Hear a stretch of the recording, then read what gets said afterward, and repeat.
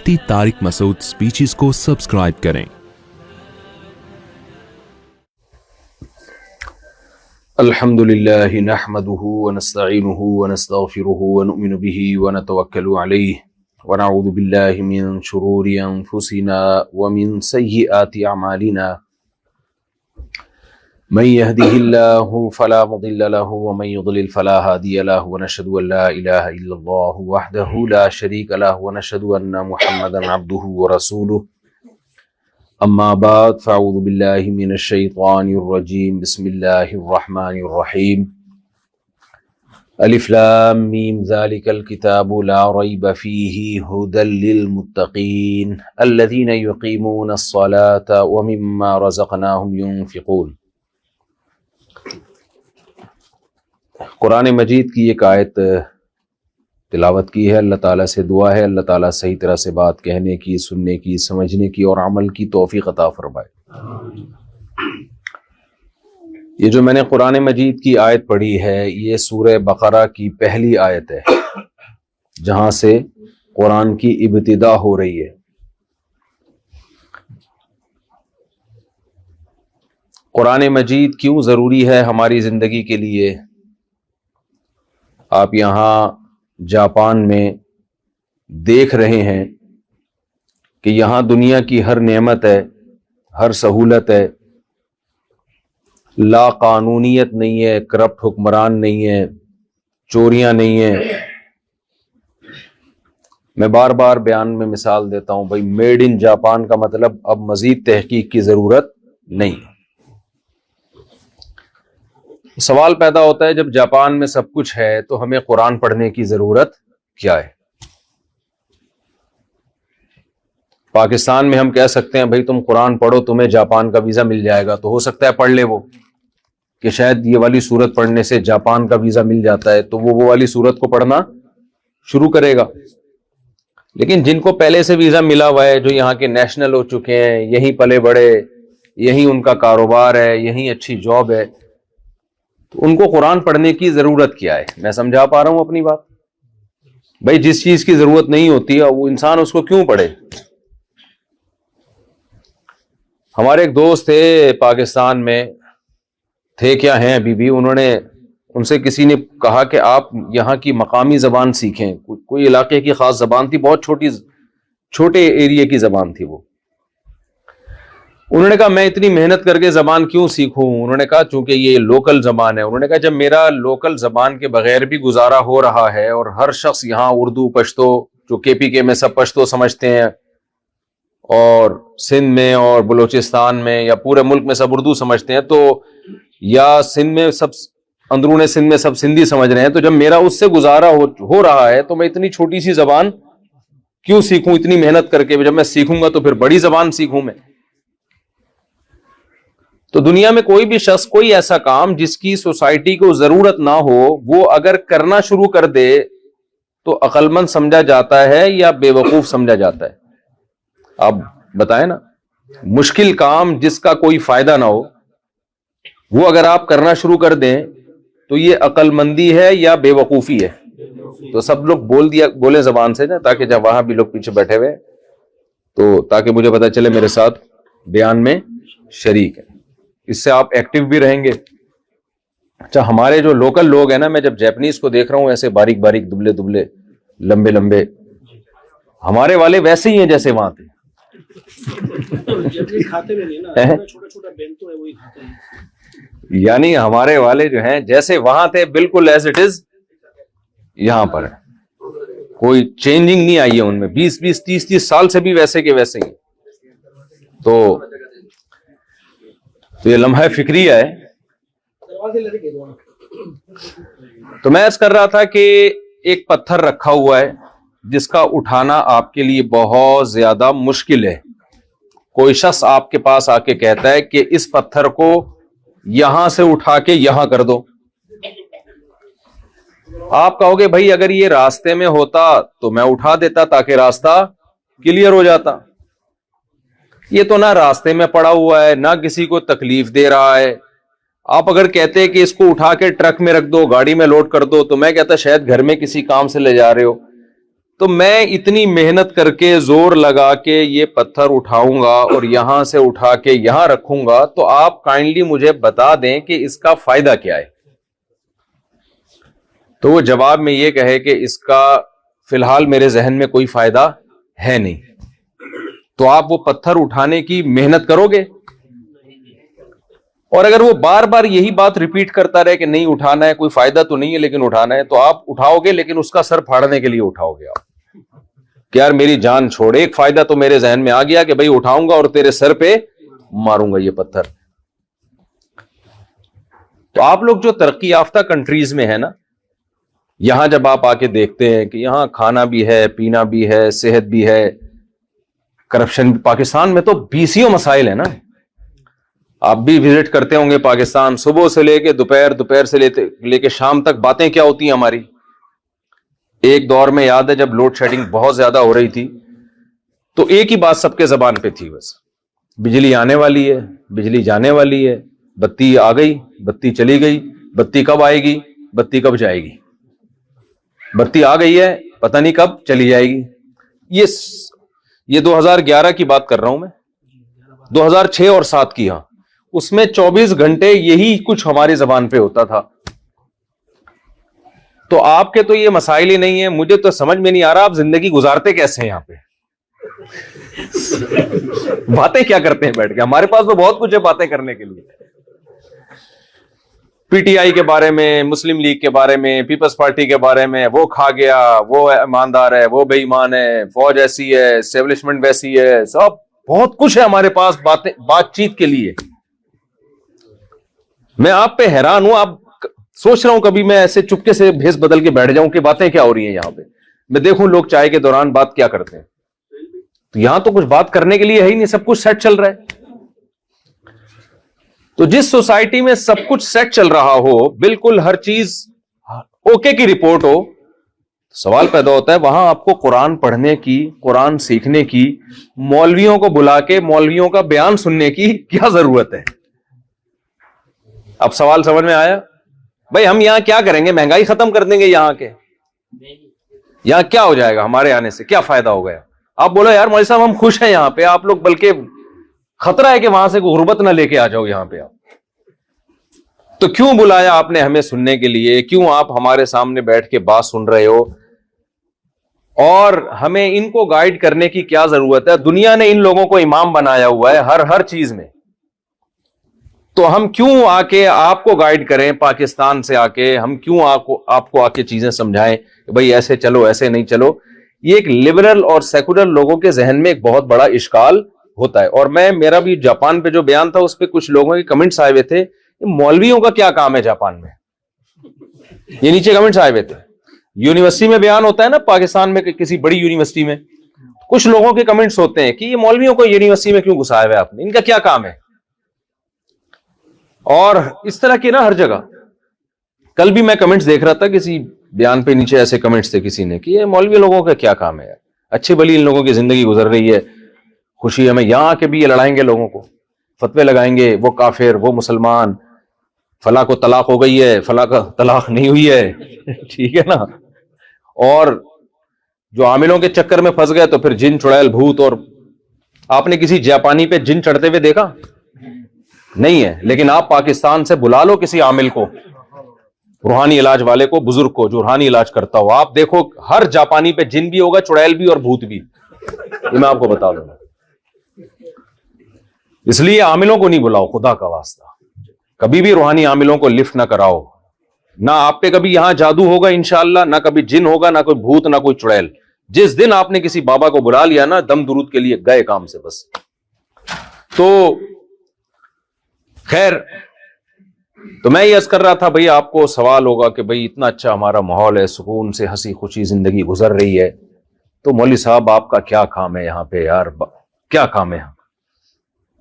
تو دیکھو ہمارا کیا کام ہے، ہم آپ کو بتانے کے لیے آئے ہیں کہ یہ جو دین ہے نا، جو اسلام ہے، یہ قرآن ہے، یہ ہمارا ذاتی نہیں ہے، نہ میرا ہے، نہ میری لکھی ہوئی کتاب ہے قرآن کریم، نہ آپ کے قرآن کو ماننے سے، قرآن پہ چلنے سے میری ذات کو کوئی فائدہ ہے۔ اکثر بیانات میں لوگوں کو 4 شادیوں کی ترغیب دیتا ہوں نا، تو لوگ بڑا اعتراض کرتے ہیں یہ مولوی کیوں اس چیز کے پیچھے پڑ گیا ہے. تو میں لوگوں سے کہتا ہوں میرا کیا فائدہ ہے یار اس میں، اگر تمہاری 2 شادیاں ہو جائیں کوئی فائدہ ہے میرا؟ کتنی کامن سینس کی بات ہے نا کہ ایک آدمی ڈنڈا لے کے لوگوں کے پیچھے پڑا ہوا ہے، ہر بیان میں اس کا تذکرہ کر رہا ہے، یا تو اس کا کوئی مفاد ہوتا. نبی صلی اللہ علیہ وسلم نے جب مشرکین مکہ کو بت پرستی کے خلاف دعوت دی اور پوری قوم آپ کے اگینسٹ ہو گئی، تو اللہ نے پیغمبر سے فرمایا کہ آپ ان سے کہہ دیجئے کہ جو میں تمہیں توحید کی دعوت دے رہا ہوں اس میں میرا ذاتی کوئی فائدہ نہیں ہے. ما اسألکم علیہ من اجر، اس پہ میں کوئی اجر کا مطالبہ نہیں کرتا، نہ مجھے عہدہ چاہیے نہ مجھے پیسہ چاہیے، یہ تمہارے فائدے کے لیے کر رہا ہوں میں. تو جب کسی کی دعوت میں اس دعوت دینے والے کا کوئی فائدہ نہیں ہے تو اس کی دعوت کو غور سے سننا چاہیے. دیکھیں یہاں حلال فوڈ والے بیٹھے ہوئے ہیں ماشاءاللہ، کیا نام ہے آپ کا؟ رمضان صدیقی صاحب. یہاں آپ کو حلال کے فائدے بتانا شروع کر دیں کہ حلال گوشت کھانے میں یہ ثواب ملے گا، آپ کو جنت میں جاؤ گے، حرام کھانے سے جہنم میں جاؤ گے. آپ کے ذہن میں آ سکتا ہے بھائی لگتا ہے یہ کیا نام بتایا، سوری، رمضان صدیقی صاحب منجن بیچ رہے ہیں. خیال ہوگا نا دل میں کہ بھائی ابھی آج کل بڑے حلال کر رہے ہیں، حرام سے بچا رہے ہیں، اصل میں چلانا کیا ہے اپنا ہوٹل بزنس. ایک امام صاحب نے حج ویکینسی کھولی، ٹریول ایجنسی، سوری ویکینسی کہہ رہا ہوں، حج ٹریول ایجنسی. جب وہ ٹریول ایجنسی انہوں نے کھولی اپنا ان کا بزنس، تو ہر جمعے کو ان کا بیان حج کے فضائل پر، ٹھیک ہے نا. اور جیسے ہی حج کا سیزن آنے والا ہو بہت جذباتی بیان شروع ہو جاتے تھے ان کے، حج کا بڑے فضائل ہیں. پھر آخر میں کون کون حج کرنا چاہتا ہے، پیچھے بندہ بٹھایا ہوا تو جو چاہے اس کا نام لکھ لے، پھر اس کو بتانا بھائی ہم لوگ بھی کرواتے ہیں. ان پہ تو شک ہو سکتا ہے بھائی یہ اگر حج کے اتنے فضائل بیان کر رہے ہیں تو اخلاص بھی ہو سکتا ہے، لیکن اس بات کا بھی امکان ہے کہ مقصد کیا ہے بھائی اپنا بزنس. تو حمزہ نام ہے، رمضان ہے کیا نام، ایک تو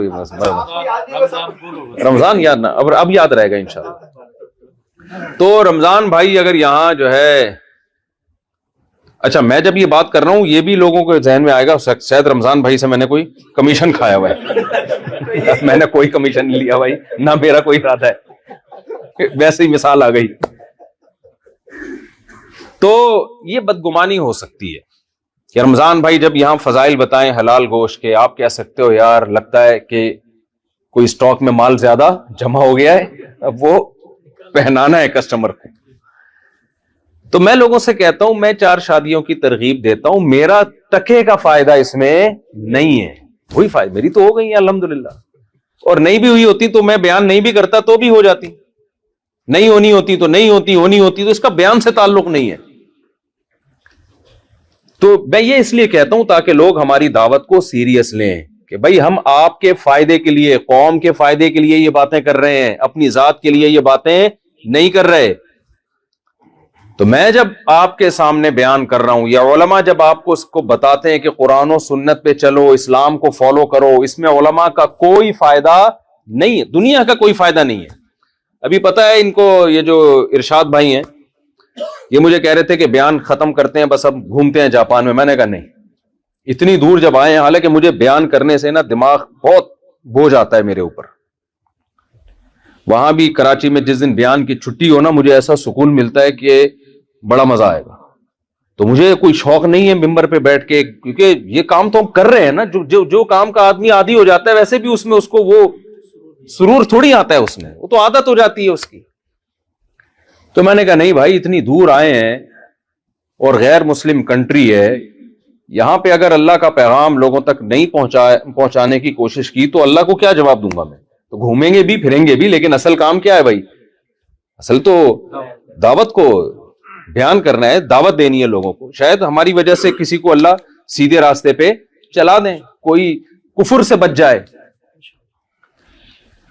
تو میں اپنی بات کو دوبارہ وہیں سے شروع کرتا ہوں جہاں سے میں نے چھوڑا. میں یہ عرض کر رہا ہوں کہ بھائی کیا فائدہ ہے اس میں، کیوں ہم قرآن پہ چلیں، کیوں ہم اسلام کو فالو کریں، کیوں ہم اللہ رسول کی بات کو سنیں.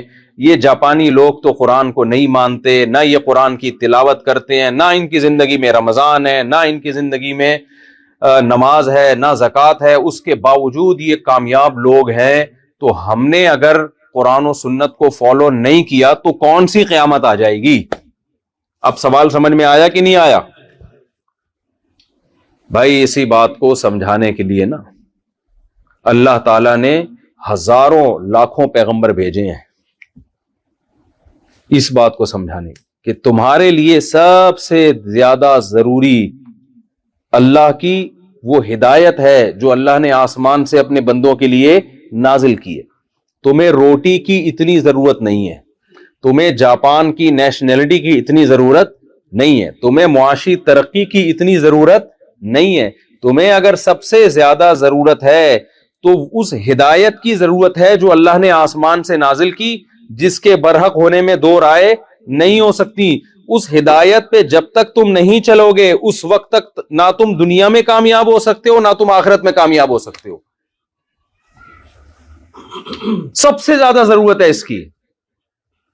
پھر سوال وہیں کا وہیں آگے کھڑا ہو جائے گا، بھائی یہ کیسی باتیں کر رہا ہے اللہ تعالیٰ اور کیسی باتیں کر رہا ہے قرآن؟ کیوں ضرورت ہے بھائی؟ اگر ضرورت ہوتی تو یہ لوگ چلتے، یہ تو نہیں چل رہے۔ ان کی ساری ضرورتیں بولو نا پوری ہو رہی ہیں، ان کی تو ساری ضرورتیں پوری ہو رہی ہیں، خوشحال زندگی ہے، وزن بھی ان کی مینٹین۔ اور ہمارے یہاں قرآن و سنت کے نام پہ تیجا 40واں کھا کھا کے ہم گول ہوتے جا رہے ہیں۔ بالکل وہ ہے نا، ہم فراق یار میں گھل گھل کے ہاتھی ہو گئے، اتنے گھلے رستم کے ساتھی ہو گئے۔ فراق یار کا مطلب یار کی جدائی میں، پہلے زمانے میں یار کی جدائی میں اللہ کی محبت میں لوگ گھل گھل کے کیا ہوتے تھے؟ دبلے۔ اب ہم الٹے ہوتے جا رہے ہیں، جتنا مذہب کو فالو کرتے ہیں ہمارا ویٹ بڑھنا شروع ہو جاتا ہے۔ تو دیکھو یہ جو اشکال پیدا ہو رہا ہے نا آپ کو کہ کامیابی اگر قرآن و سنت پر اللہ اس کی باتوں پر عمل کرنے میں ہوتی تو یہ لوگ زیادہ کامیاب ہوتے۔ یہ سوال اس لیے آپ کے ذہن میں آ رہا ہے کہ کامیابی کی ڈیفینیشن آپ کو معلوم نہیں ہے، آپ غلط چیز کو کامیابی سمجھ بیٹھے ہو۔ آپ کامیابی کس چیز کو سمجھ بیٹھے ہو؟ غلط چیز کو۔ اللہ تعالیٰ یہ بات بھی آپ کے دماغ سے نکالتے ہیں کہ جس چیز کو تم کامیابی سمجھ رہے ہو وہ حقیقت میں کامیابی نہیں ہے۔ یہ دنیا ہے مسافر خانہ، حالت سفر میں آپ کو اگر بزنس کلاس مل جائے اس کو کامیابی نہیں کہتے۔ ایک پھانسی کے مجرم کو بزنس کلاس میں بٹھا کے ٹرین میں لے جایا جا رہا ہے اور آگے پشاور میں اتار کے اس کو پھانسی کے پھندے پہ لٹکایا جائے گا تو کوئی شخص آ کے اس سے کہے تو کامیاب ہے، اور ایک اکانومی کلاس میں دروازے پہ لٹک کے سفر کر رہا ہے اور پشاور اسٹیشن پہ پہنچنے کے بعد پورے پروٹوکول کے ساتھ اس کا استقبال ہونے والا ہے، وہ غلطی سے غلط ٹرین میں بیٹھ گیا۔ میرے ساتھ تو ایسا ہوا ہے، میں غلطی سے غلط ٹرین میں بیٹھ گیا تھا تو پوری ٹرین میں ہی میں ایسے ہی گیا ہوں۔ صحیح ہے نا؟ اس نے کہا مجھے وہ جو نہیں ہوتا جو ٹی ٹی والا، اس نے بولا کہ اگلے اسٹیشن پہ آپ کو آپ کی اوریجنل ٹرین مل جائے گی، تو اگلے کے چکر میں اسی طرح پہنچ گئے ہم۔ لیکن جب میں لاہور پہنچا ہوں تو استقبال کے لیے 20 لوگ کھڑے ہوئے تھے۔ کبھی بھی موجودہ حالت کو دیکھ کر کامیابی یا ناکامی کا معیار متعین نہیں کیا جاتا، ہمیشہ منزل کو دیکھا جاتا ہے، فیوچر کو دیکھا جاتا ہے۔ جس کا فیوچر اچھا ہے وہ کامیاب ہے، جس کا فیوچر برا ہے وہ ناکام ہے۔ اب یہ فیوچر کیا ہے بھائی؟ آپ کہہ سکتے ہیں بھائی فیوچر کا تو کسی کو کچھ بھی پتا نہیں ہے، ہم تو ابھی حالت دیکھیں گے نا۔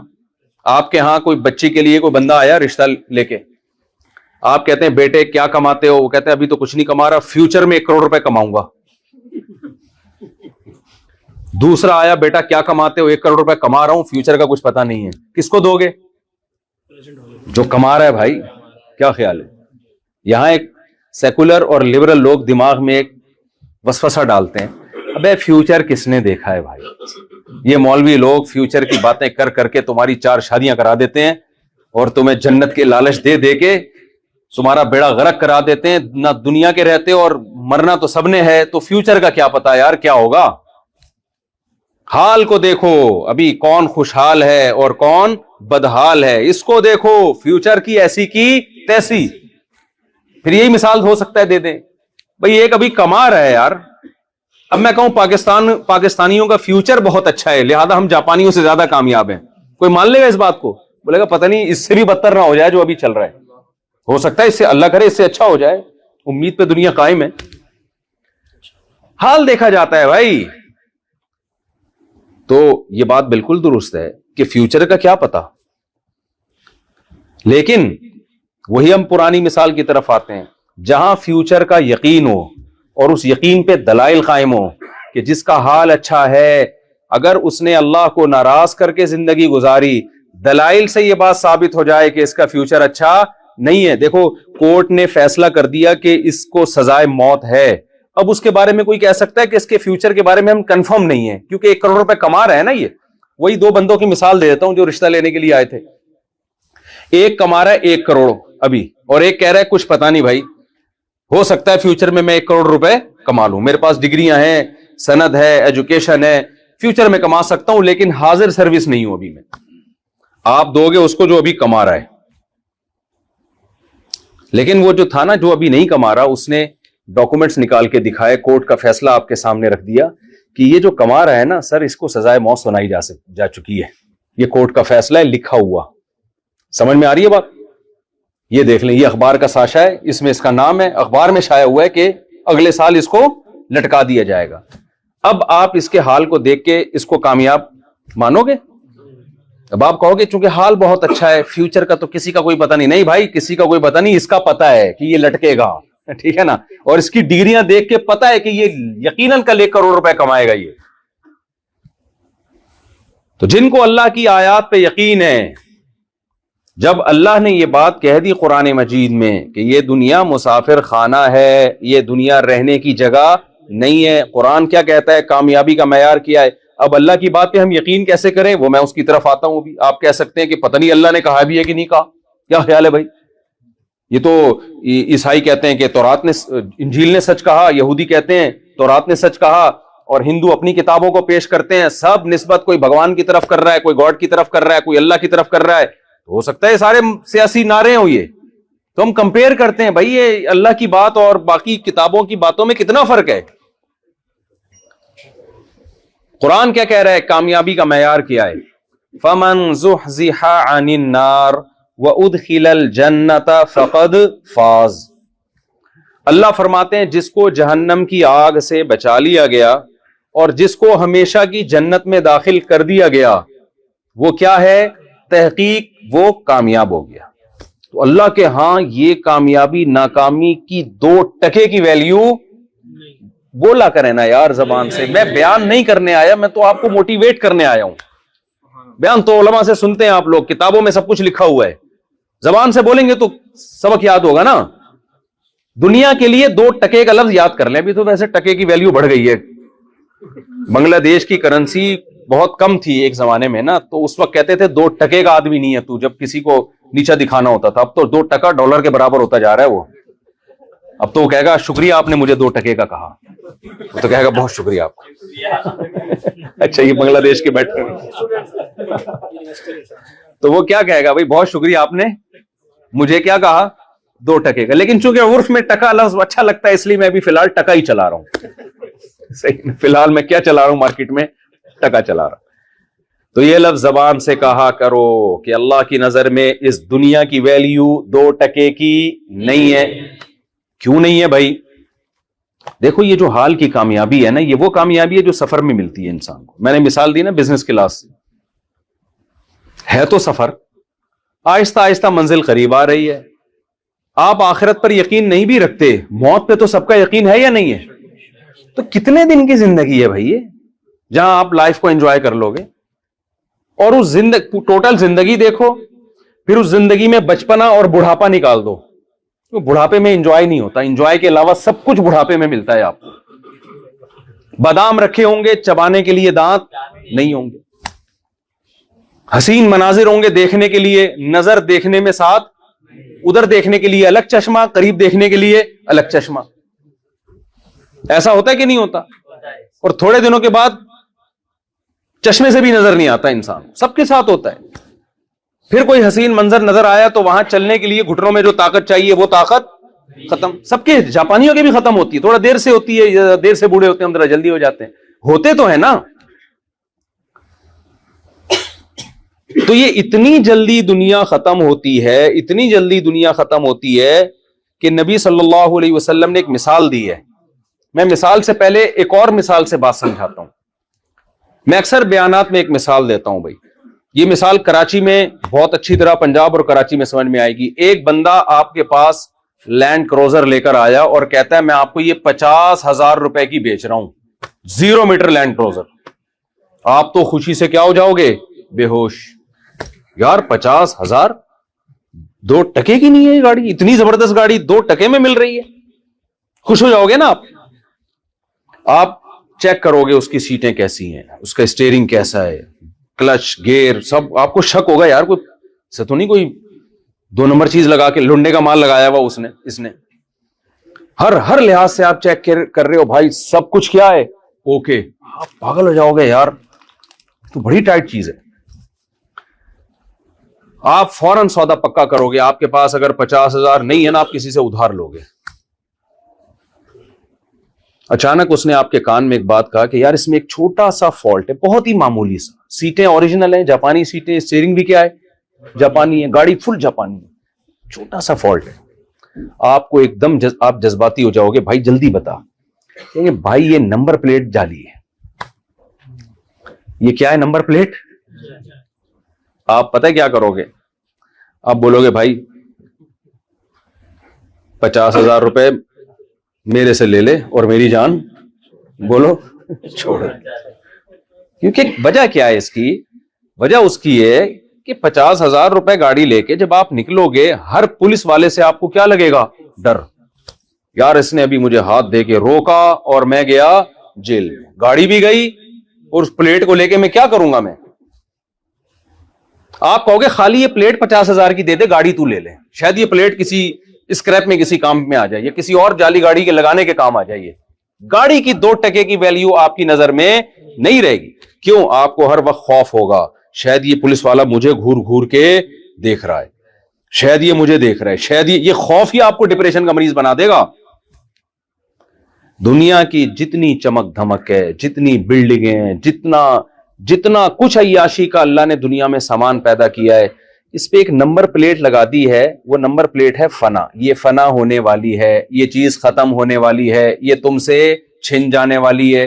یہ ایک ایسی چیز ہے, اب انسان کو ہر وقت خوف رہتا ہے لاشعور میں. وہ کتنا ہی اس خوف کو دل سے نکالے, لیکن وہ خوف اسے کھاتا ہے. یار میری یہ دولت چھن سکتی ہے, میری یہ صحت چھن سکتی ہے, میری عیاشی چھن سکتی ہے. یہ خوف انسان کو ڈپریشن میں, سٹریس میں لے کے جاتا ہے. یقین نہ آئے تو دیکھ لیں, دنیا کی عیاش ترین قومیں جن کے پاس ٹینشن کی کوئی چیز نہیں ہے, سب سے زیادہ ٹینشن انہی ملکوں میں پائی جائے گی. کیوں؟ کچھ خوف ایسے ہیں جو گورنمنٹ کے اختیار میں نہیں ہے. گورنمنٹ لوگوں سے وہ خوف چھین نہیں سکتی. ابھی زلزلہ آیا نا جاپان میں, کیا گورنمنٹ شیورٹی دے سکتی ہے کہ زلزلہ کبھی نہیں آئے گا؟ بولو نا, کیا ہو گیا بھائی؟ یہ ہو سکتا ہے کیا؟ کیا سونامی طوفان سے گورنمنٹ بچا سکتی ہے لوگوں کو؟ کووڈ-19 جب آیا کروڑوں لوگوں کی جان لے کر گیا ہے. کس قدر خوف. یہ خوف وہی کسٹم والی نان پیڈ کسٹم جو گاڑی ہے نا, اس کی طرح ہی ہے. ہر وقت کیا ہوگا؟ خوف. آپ لاشعور میں, یہ ختم ہونے والا ہے, یہ ختم ہونے والا ہے, یہ ختم ہونے والا ہے.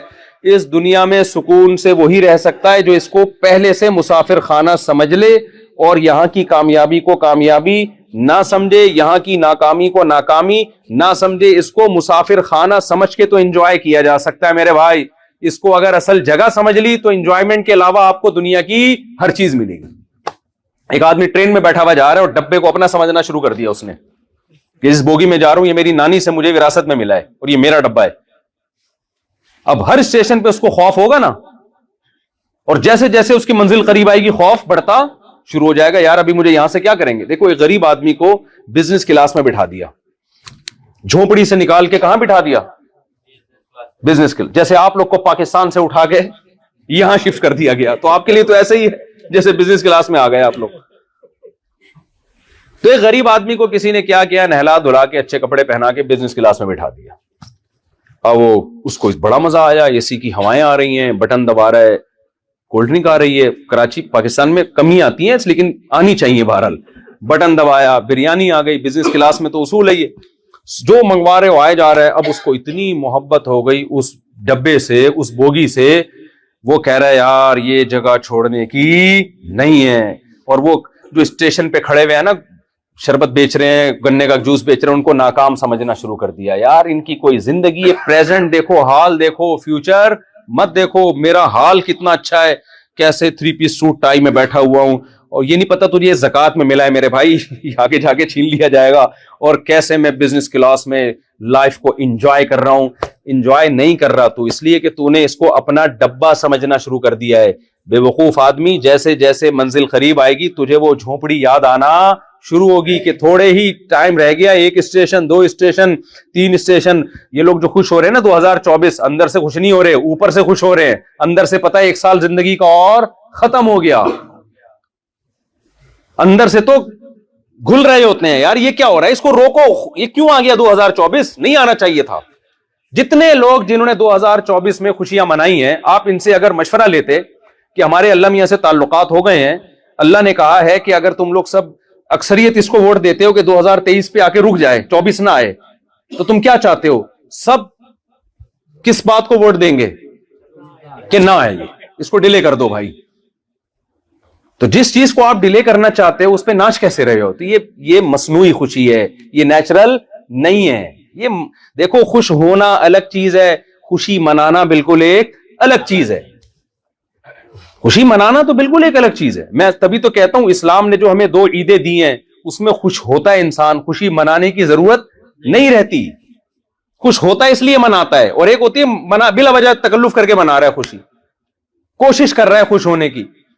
जब खुश होने की रीजन नहीं होती तो फिर खुश होता नहीं है इंसान। आपको कोई शख्स लतीफा ना सुनाए और कहे हंसो, कोई एक्टर होगे तो आप मसनूई हंसी हंस लोगे, वरना नॉर्मल आदमी के लिए ऐसे मौके पे हंसना बहुत मुश्किल। भाई आप किसी को हंसाना चाहते हो तो उसको हंसने का ऑर्डर मत दो, हंसी के असबाब पैदा कर दो। लतीफा सुना दो कोई खानदानी किस्म का, जैसे आप लोग, मुझे लग रहा है बोर, तो मैं एक सुना देता हूं अभी ना, कब्रिस्तान वाला, भाई अब्दुल गफूर वाला। क्योंकि मैं जब एयरपोर्ट पे आया था ना, तो वो जो एयरपोर्ट के सिक्योरिटी ऑफिसर थे मुझे साइड पे ले गए, चाय पिलाया, उन्होंने बोला मैं जितना डिप्रेशन में था मुफ्ती साहब, एक लतीफा मैंने आपका सुना है और मैं बिल्कुल क्या हो गया, फ्री हो गया। वो मैं सुनाता था ना, एक कारी साहब बीमार नहीं होते थे, तो बच्चों ने शरारत की कि बीमार होते नहीं है, छुट्टी करते नहीं है, तो कारी साहब कब्रिस्तान से गुजर के हमेशा कहते अस्सलाम वालेकुम या अहलल क़ुबूर। तो एक बच्चा कब्र के पीछे छुप के बैठ गया, कारी साहब गुजरे अस्सलाम वालेकुम या अहलल क़ुबूर, पीछे से बच्चे ने आवाज दी वालेकुम अस्सलाम भाई अब्दुल गफूर। ठीक है, तो कारी साहब क्या हो गए, बेहोश। भाई कब्र से आज क्या आ गया, रिप्लाई आ गया। तो अब देखो, मैंने खुशी का सबब पैदा किया, तो आप क्या हो गए? अगर मैं आपको ऑर्डर देता आप हंसें 2-3 दफा, आप कहते हैं मौलवी साहब आपके ऊपर का सेटिंग, मुझे हमें लगता है कि बयान कर करके अंदर से सेटिंग क्या हो गई है, दिमाग खुश्क हो गया आपका, को बादाम पिस्ते खाओ थोड़ा सा। क्या मुझे बोलने की जरूरत नहीं है आपको खुश करने के लिए, लतीफा सुना दूंगा, आप सब हंस पड़ेंगे। तो खूब समझ लो, ये जो न्यू ईयर पे खुशी मना रहे हैं, हैप्पी बर्थडे की खुशी, ये सब टोपी ड्रामा है, ये मसनूई है, तो खुशी का सबब नहीं है। मैं अक्सर मिसाल देता हूं, देखो इस्लाम की 2 ईदें और गैर मुस्लिमों के त्योहारों में बड़ा फर्क है। गैर मुस्लिमों के जो खुशी के दिन है ना, उनमें खुश होने की कोई वजह नहीं होती, एवं ही खुशी मना रहे होते हैं। जैसे क्रिसमस को देख लो, आप कहते हैं जी हजरत ईसा अलैहिस्सलाम इस दिन पैदा हुए, अव्वल तो ऐसा है नहीं, लेकिन चलो फर्ज कर लो, तो वो तो 2000 साल पहले पैदा हुए ना, अब थोड़ी हो रहे हैं पैदा। क्या ख्याल है भाई? ईद मिलादुन नबी पे भी इसी तरह के भी पैदा हुए, तो हो गए ना। खुशी तो उस चीज की मिलती है जो अब हो रही है। इस्लाम ने जो आपको ईदें दी हैं, ईद उल फितर और ईद उल अजहा, दोनों में ओरिजिनल खुशी होती है आपको। ईद उल फितर में इस बात की खुशी, 1 महीना आपने रोजे रखे, आदमी कंटिन्यू जब 1 महीना रोजा रखता है ना, टेंशन में आता है लाजमी, सारी खाने पीने की रूटीन चेंज हो जाती है, आउट हो जाती है। उसके बाद छुट्टी मिलती है कि कल से खाना पीना स्टार्ट। ऐसा ही है जैसे शादी में कराची और पंजाब में जो ये बहुत हमें देखने को मिलता है, बिठाया हुआ था बारातियों को, और जब तंबू खुलता है तो क्या खुशी होती है कि नहीं होती? देख के ढक्कन जब खुलते हैं तो उनको बताना पड़ता है खुश हो जाओ, कहते हैं आपके मशवरे की हमें जरूरत नहीं है। ایسے دیکھ کی طرف بھاگتے ہیں نا لوگ. ایک عجیب سین ہوتا ہے. آپ یوٹیوب پہ دیکھ لیں, ویڈیوز پڑی ہوئی ہیں. وہ تو ضرورت کیا, آپ سب بھگتے ہوئے, ہم سب بھگتے ہوئے ہیں. تو اللہ میاں کیا کرتے ہیں, دیکھ کا ڈھکن عید کے دن کھول دیتے ہیں. بھائی تم صبح 4 بجے کھاتے تھے, کوئی ٹائم نہیں ہے صبح 4 بجے کھانے کا, یہ کوئی کھانے کا نیچرل, پوری دنیا میں کوئی بھی قوم صبح 3:30-4 بجے نہیں کھاتی, نہ ناشتے کا ٹائم ہے نہ لنچ. اس کھانے کے لیے کوئی نام ہی نہیں ہے دنیا کی ڈکشنری میں. اس ٹائم کھاتے ہیں ہم رمضان میں, عجیب ہی, اور سارا دن بھوکے پیاسا. تو پھر 1 مہینے کے بعد, اور پھر تراویح پڑھتے ہیں, پھر 1 مہینے کے بعد اللہ کی طرف سے چھٹی. تو مادی خوشی بھی ہوتی ہے, روحانی خوشی بھی ہوتی ہے. مادی خوشی یہ ہوتی ہے کہ اب کھانے پینے کی ہمیں چھٹی مل گئی, اور روحانی خوشی یہ ہوتی ہے کہ 30 روزوں کا اجر اللہ نے ہمارے اعمال میں لکھ دیا. کوئی تو ڈھنگ کا کام کیا ہم نے اللہ کو خوش کرنے کے لیے, کچھ تو کیا. تبھی تو اللہ نے فرمایا لِتُكَبِّرُوا اللَّهَ عَلَى مَا هَدَاكُمْ وَلَعَلَّكُمْ تَشْكُرُونَ. عید کی نماز پڑھنے اس لیے آؤ, اللہ کی کبریائی بیان کرو اور اس کا شکر ادا کرو کہ تمہارے اعمال میں کتنی نیکیاں لکھ دی اس نے. اس خوشی کو منانے کی ضرورت نہیں ہوتی, آدمی آٹومیٹیکلی خوش ہوتا ہے. اس کے اظہار کے لیے عید کی 2 رکعتیں رکھی گئی ہیں بس. جزاک اللہ. اور بقرعید میں کیا ہوتا ہے, وہاں بھی ہمیں 2 مادی اور روحانی دونوں خوشیاں ملتی ہیں. مادی خوشی کیا ملتی ہے, انسان کی خوراک میں سب سے لذیذ ترین اور سب سے صحت کے لیے اچھی خوراک گوشت سمجھی جاتی ہے. وہ گوشت ہم تازہ گوشت ذبح کر کے کھاتے ہیں, غریبوں کو کھلاتے ہیں, غریب بھی خوش, مالدار بھی خوش. یہ تو جسمانی خوشی ہے, کیونکہ جتنے بھی لذیذ کھانے ہیں وہ سب کس سے بنتے ہیں, گوشت. کبھی آپ نے دیکھا ولیمے میں دال چاول کھلایا ہو کسی نے, اے بھائی آج ہمارے بیٹے کا ولیمہ ہے, کیا پکے گا, بھنڈی پکائیں گے ہم آپ کے لیے. آدمی کہتا ہے یار ولیمے میں تو بکرا دمبا, یہاں سے بات شروع ہوتی ہے, بکرے دمبے سے. ہر خوشی کے موقع پہ کیا ہے, یہ گوشت الذ اللذات ہے. لذتوں میں سب سے لذیذ چیز کیا ہے, گوشت ہے. تبھی میں ہندوؤں سے کہتا ہوں یہ دفعہ کھاؤ, مزہ نہ آئے پیسے واپس. شعیب اختر کی جو اسپیڈ اتنی تھی نا بالنگ میں, تو انڈیا میں اس زمانے میں کسی جو کھلاڑی تھا نا کرکٹر, اس سے سوال کیا گیا کہ پاکستان کے پاس اتنا, جس کو تیز گام نام دیا گیا, اور اسپیڈ اختر بھی نام دیا بعض لوگوں نے شعیب اختر کو, اسپیڈ اختر نام دیا. راول پنڈی ایکسپریس کی اتنی اسپیڈ تیز ہے, آپ کے بالر کی اسپیڈ تیز کیوں نہیں ہے. تو انڈیا کے وہ بالر نے کہا کہ وہ گوشت کھاتے ہیں, ہم گوشت نہیں کھاتے. گوشت کے بغیر نہ شادیوں کی اسپیڈ بڑھ سکتی ہے اور نہ بالنگ میں آپ کی اسپیڈ, بولو, بڑھ سکتی. گوشت کے بغیر نہیں ہو سکتا بھائی. پروگرام تو بڑھ گیا, گوشت نہیں کھایا تو پروگرام تو بڑھ گیا. تو ہمیں بقرعید میں کس بات کی خوشی ہوتی ہے بھائی, گوشت بھی وافر مقدار میں, اور اس کا لذت ہی الگ ہوتی ہے. اور یہ روحانی خوشی ہے کہ اس گوشت کی نسبت کس کی طرف ہے, اللہ کی. یہ اللہ کی میزبانی ہے. تبھی اس میں روزہ رکھنا کیا ہے, حرام. عام دنوں میں آپ گوشت کھاتے ہیں, بھائی وسیم بھائی نے دعوت کی ہے, کلیم بھائی نے دعوت کی ہے, غفار بھائی نے دعوت کی ہے. بقرعید میں روزہ حرام کیوں ہے, اس لیے کہ دعوت کس کی طرف سے ہے, اللہ کی. اللہ کہتا ہے میں گوشت کھلا رہا ہوں اور تو کہہ رہا آج میرا روزہ ہے. اور ہر بال کے بدلے میں ایک نیکی. ابراہیم علیہ السلام کی سنت کو زندہ کر لیا, تو جسمانی خوشی بھی ہو رہی ہے اور روحانی بھی. تو اسلام خالی پیلی کی خوشیاں نہیں دیتا آپ کو, مصنوعی خوشیاں نہیں دیتا. اسلام آپ کو اوریجنل خوشیاں دیتا ہے, سچی مچی کی خوشیاں دیتا ہے. سمجھتے ہو کہ نہیں سمجھتے ہو؟ تو اب میں اپنی بات کی طرف آتا ہوں کہ جو مسافر خانے سے دل لگا لے, اب اس کو مصنوعی خوشی تو وہ مناتا رہے گا, اوریجنل خوشی اس کو نہیں. ٹرین میں بٹھا دیا, اور وہ غریب جس کو جھگی سے لا کے ٹرین میں بٹھایا بزنس کلاس میں, اب وہ سمجھ رہے کہ یہ میرا گھر ہے, مجھے یہاں سے نہیں اتارو. او بھائی یہاں سے اچھے اچھے گئے ہیں, جب اسٹیشن پہ پہنچو گے تو یہاں سے آپ کو اترنا پڑے گا. ایسا ہو نہیں سکتا. پھر منزل میں اگر آپ کی جھگی ہے تو جھگی, بنگلہ ہے تو بنگلہ. تو جیسے جیسے منزل قریب آئے گی, آپ بتاؤ اس کی خوشی زیادہ ہوگی یا کم ہوگی؟ کم ہوتی چلی جائے گی. بالکل یہی حال اس دنیا کا ہے.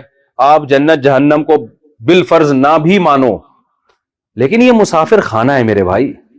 اور جو مسافر خانے سے دل لگاتا ہے, یہاں کی خوشیوں کو خوشیاں سمجھنا شروع کر دیتا ہے, یہاں کے غموں کو اوریجنل غم سمجھنا شروع کر دیتا ہے, تو اسے اب غمزدہ ہونے کے لیے الگ سے کسی غم کی ضرورت نہیں ہے, نہ کسی سے غم اور ٹینشن ادھار لینے کی ضرورت ہے.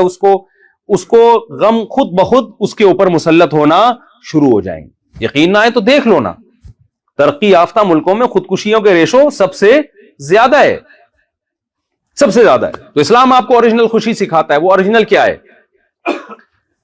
اسلام کا ایک دعویٰ ہے فطرت اللہ التی فطر الناس علیہا.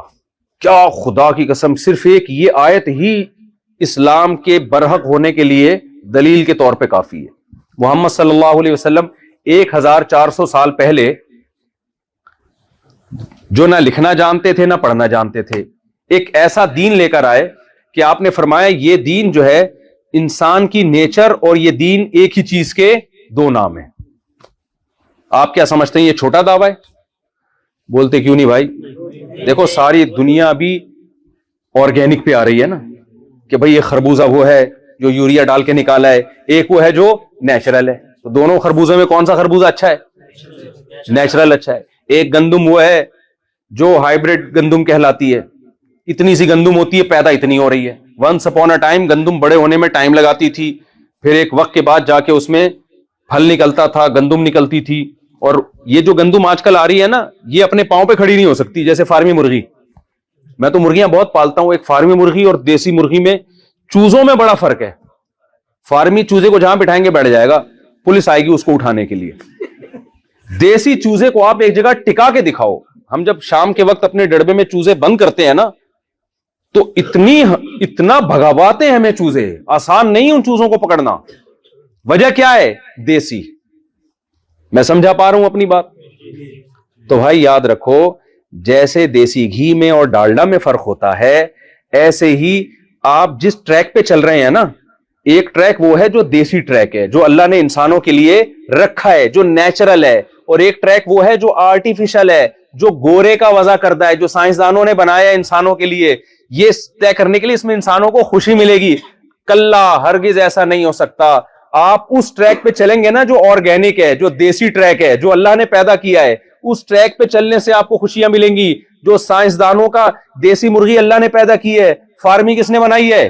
وہ سائنسدانوں نے سیٹنگ کی ہے, اس میں ٹیکے شیکے لگا کے اس کو ایسا کر دیا, ٹھیک ہے نا. اگر وہ اللہ نے کی ہے اس میں, کیونکہ یہ فارمی مرغی میں بڑا ڈاکٹروں کا اختلاف ہے, کچھ کہتے ہیں ٹیکے لگا کے بڑا کرتے ہیں, کچھ کہتے ہیں نہیں نیچرل ہے. بھائی نیچرل ہے تو پھر وہ بھی دیسی ہے نا.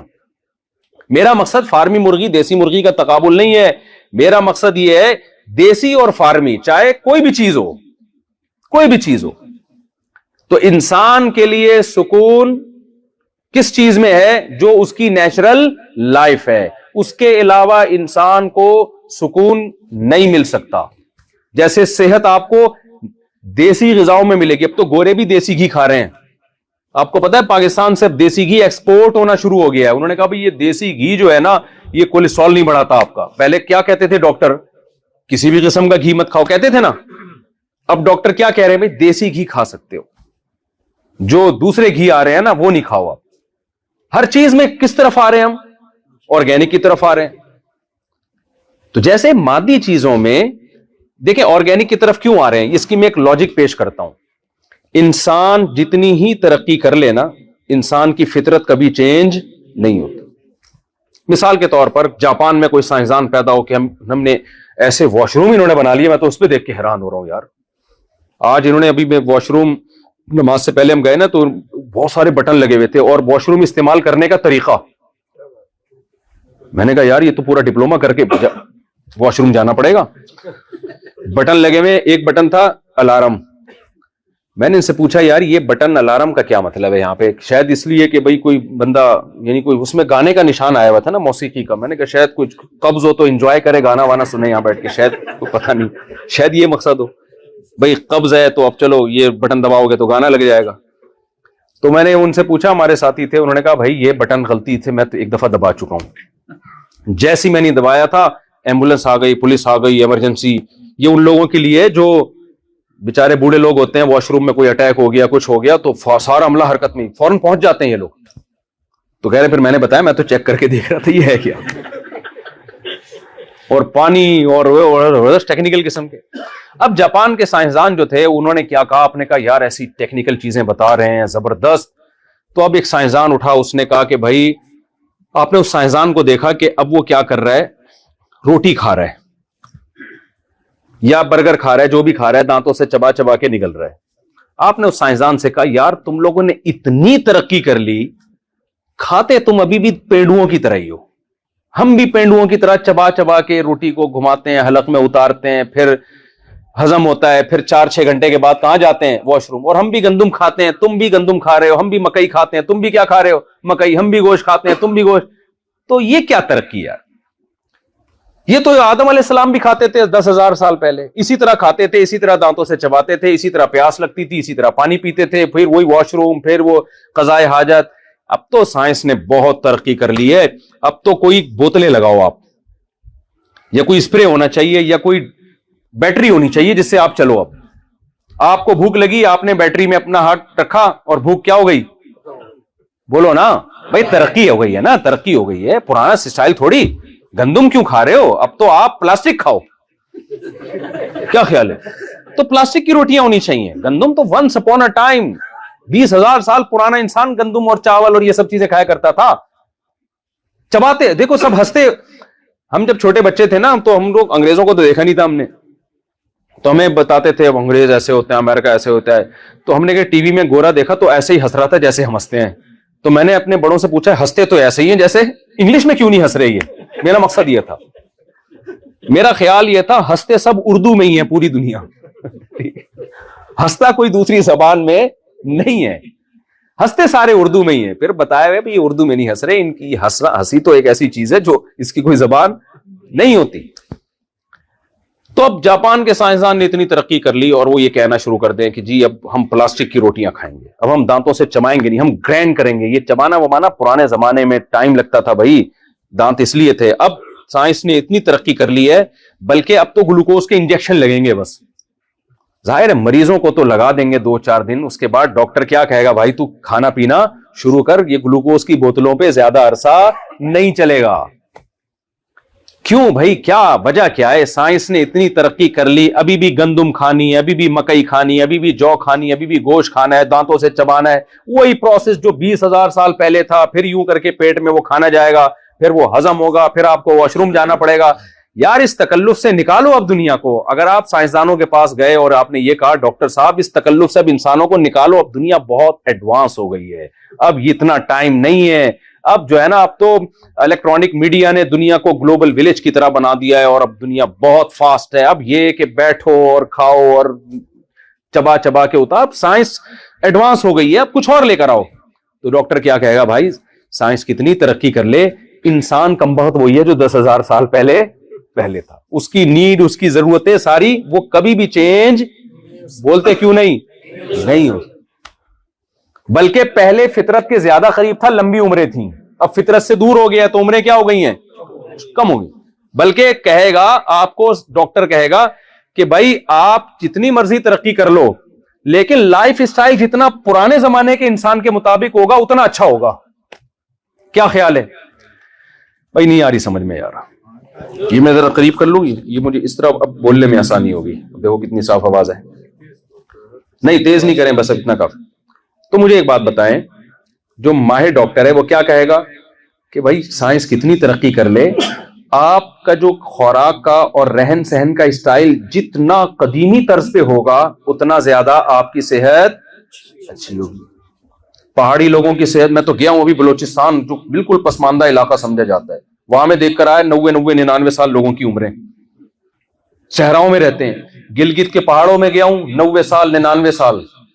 اور ایک بات تو آپ کو شرمندہ کرنے کے لیے اور ہونے کے لیے بھی, 80 سال کے ایک بزرگ تھے, ان کے اولاد ہو رہی ہے, دوسری شادی کی انہوں نے اور اولاد ہو رہی ہے. وہ تو سائنس اور ٹیکنالوجی سے بہت زیادہ دور. میرے شیخ حضرت مفتی رشید احمد صاحب رحمہ اللہ تعالی لدھیانہ کے تھے, ہندوستان کے. میں نے بیان میں کہا کہ 80 سال کی عمر میں انہوں نے دوسری شادی کی اور اولاد ہوئی. تو ان کے ریلیٹو کی طرف سے میرے پاس میسج آیا, حضرت آپ نے 10 سال عمر کم بتائی ہے, 90 سال میں دوسری شادی کی تھی اور ان کے اولاد ہوئی تھی. اب شرمندگی اگر ہو رہی ہے تو پھر کسی اور, ابھی تو میرے بیان کو فوکس کریں, ٹھیک ہے؟ چلو شرمندگی پہ ایک اور سنا دوں. طائف میں نا, طائف یہ جو سعودی عرب کا ہے نا طائف, یہ میں بتا رہا ہوں کہ صحت میں جتنی قدیمی طرز زندگی ہوگی اتنا آپ کی صحت کیا ہوگی, اچھی ہوگی. تو یہ میں سمجھانا یہ چاہ رہا ہوں کہ اسی طرح میرے بھائی جو فطرت ہے نا جس پہ اللہ ہمیں چلانا چاہ رہے ہیں, جس سے ہم جدید اس زندگی کی وجہ سے اس فطرت سے دور ہو گئے ہیں, تو ہماری روحانی زندگی بھی اسٹرانگ اور سکون اور مینٹلی بھی ہم اسٹرانگ اسی وقت ہوں گے جب اسی فطرت پہ چلے جو صدیوں پہلے آدم علیہ السلام کو اللہ نے جو فطرت دی تھی, جو راستہ دیا تھا, موسیٰ علیہ السلام کو, داؤد علیہ السلام کو, سلیمان علیہ السلام کو, محمد صلی اللہ علیہ وسلم کو, جو اللہ نے راستہ بتایا قرآن میں اور حدیثوں میں جو راستہ ہے اسی پہ چلیں گے تو سکون ملے گا آپ کو. ادروائز سکون کے علاوہ آپ کو سب کچھ مل جائے گا, سکون نہیں ملے گا آپ کو. دولت ملے گی, پیسہ ملے گا, ہو سکتا ہے صحت بھی مل جائے, سکون نہیں ملے گا, کیونکہ نیچر میں ہی سکون ہے میرے بھائی. اور نیچر سائنسی ترقی سے چینج نہیں ہوتی. تو میں وہ آگے واقعہ تو سنا دیتا ہوں. وہ طائف میں نا ہمارے استاذ تھے, وہ طائف جو مکہ مکرمہ کے قریبی شہر ہے نا سعودی عرب میں, وہاں کے قاضی ہیں, سعودی عرب کے جج ہیں, بوڑھے جج تھے. تو ہمارے استاذ نے ان سے پوچھا کہ حضرت آپ اتنے سالوں سے کیسز نمٹا رہے ہیں, تو کوئی بڑا ہی انوکھا واقعہ آپ کی زندگی میں آیا ہو تو بتائیے. اس کا ایکو اگر ختم کر دیں تو بہت اچھا ہوگا. کوئی انوکھا واقعہ آپ کی زندگی میں آیا ہو تو بتائیے. انہوں نے پھر بتایا, میری زندگی میں ایک عجیب واقعہ آیا کہ 4 عورتیں آئیں, جوان عورتیں, انہوں نے کیس کیا اپنے ہسبینڈ کے خلاف کہ ہمارا ہسبینڈ ہمارے قریب بہت زیادہ آتے ہیں جس کی وجہ سے ہمیں ٹینشن ہونے لگی ہے.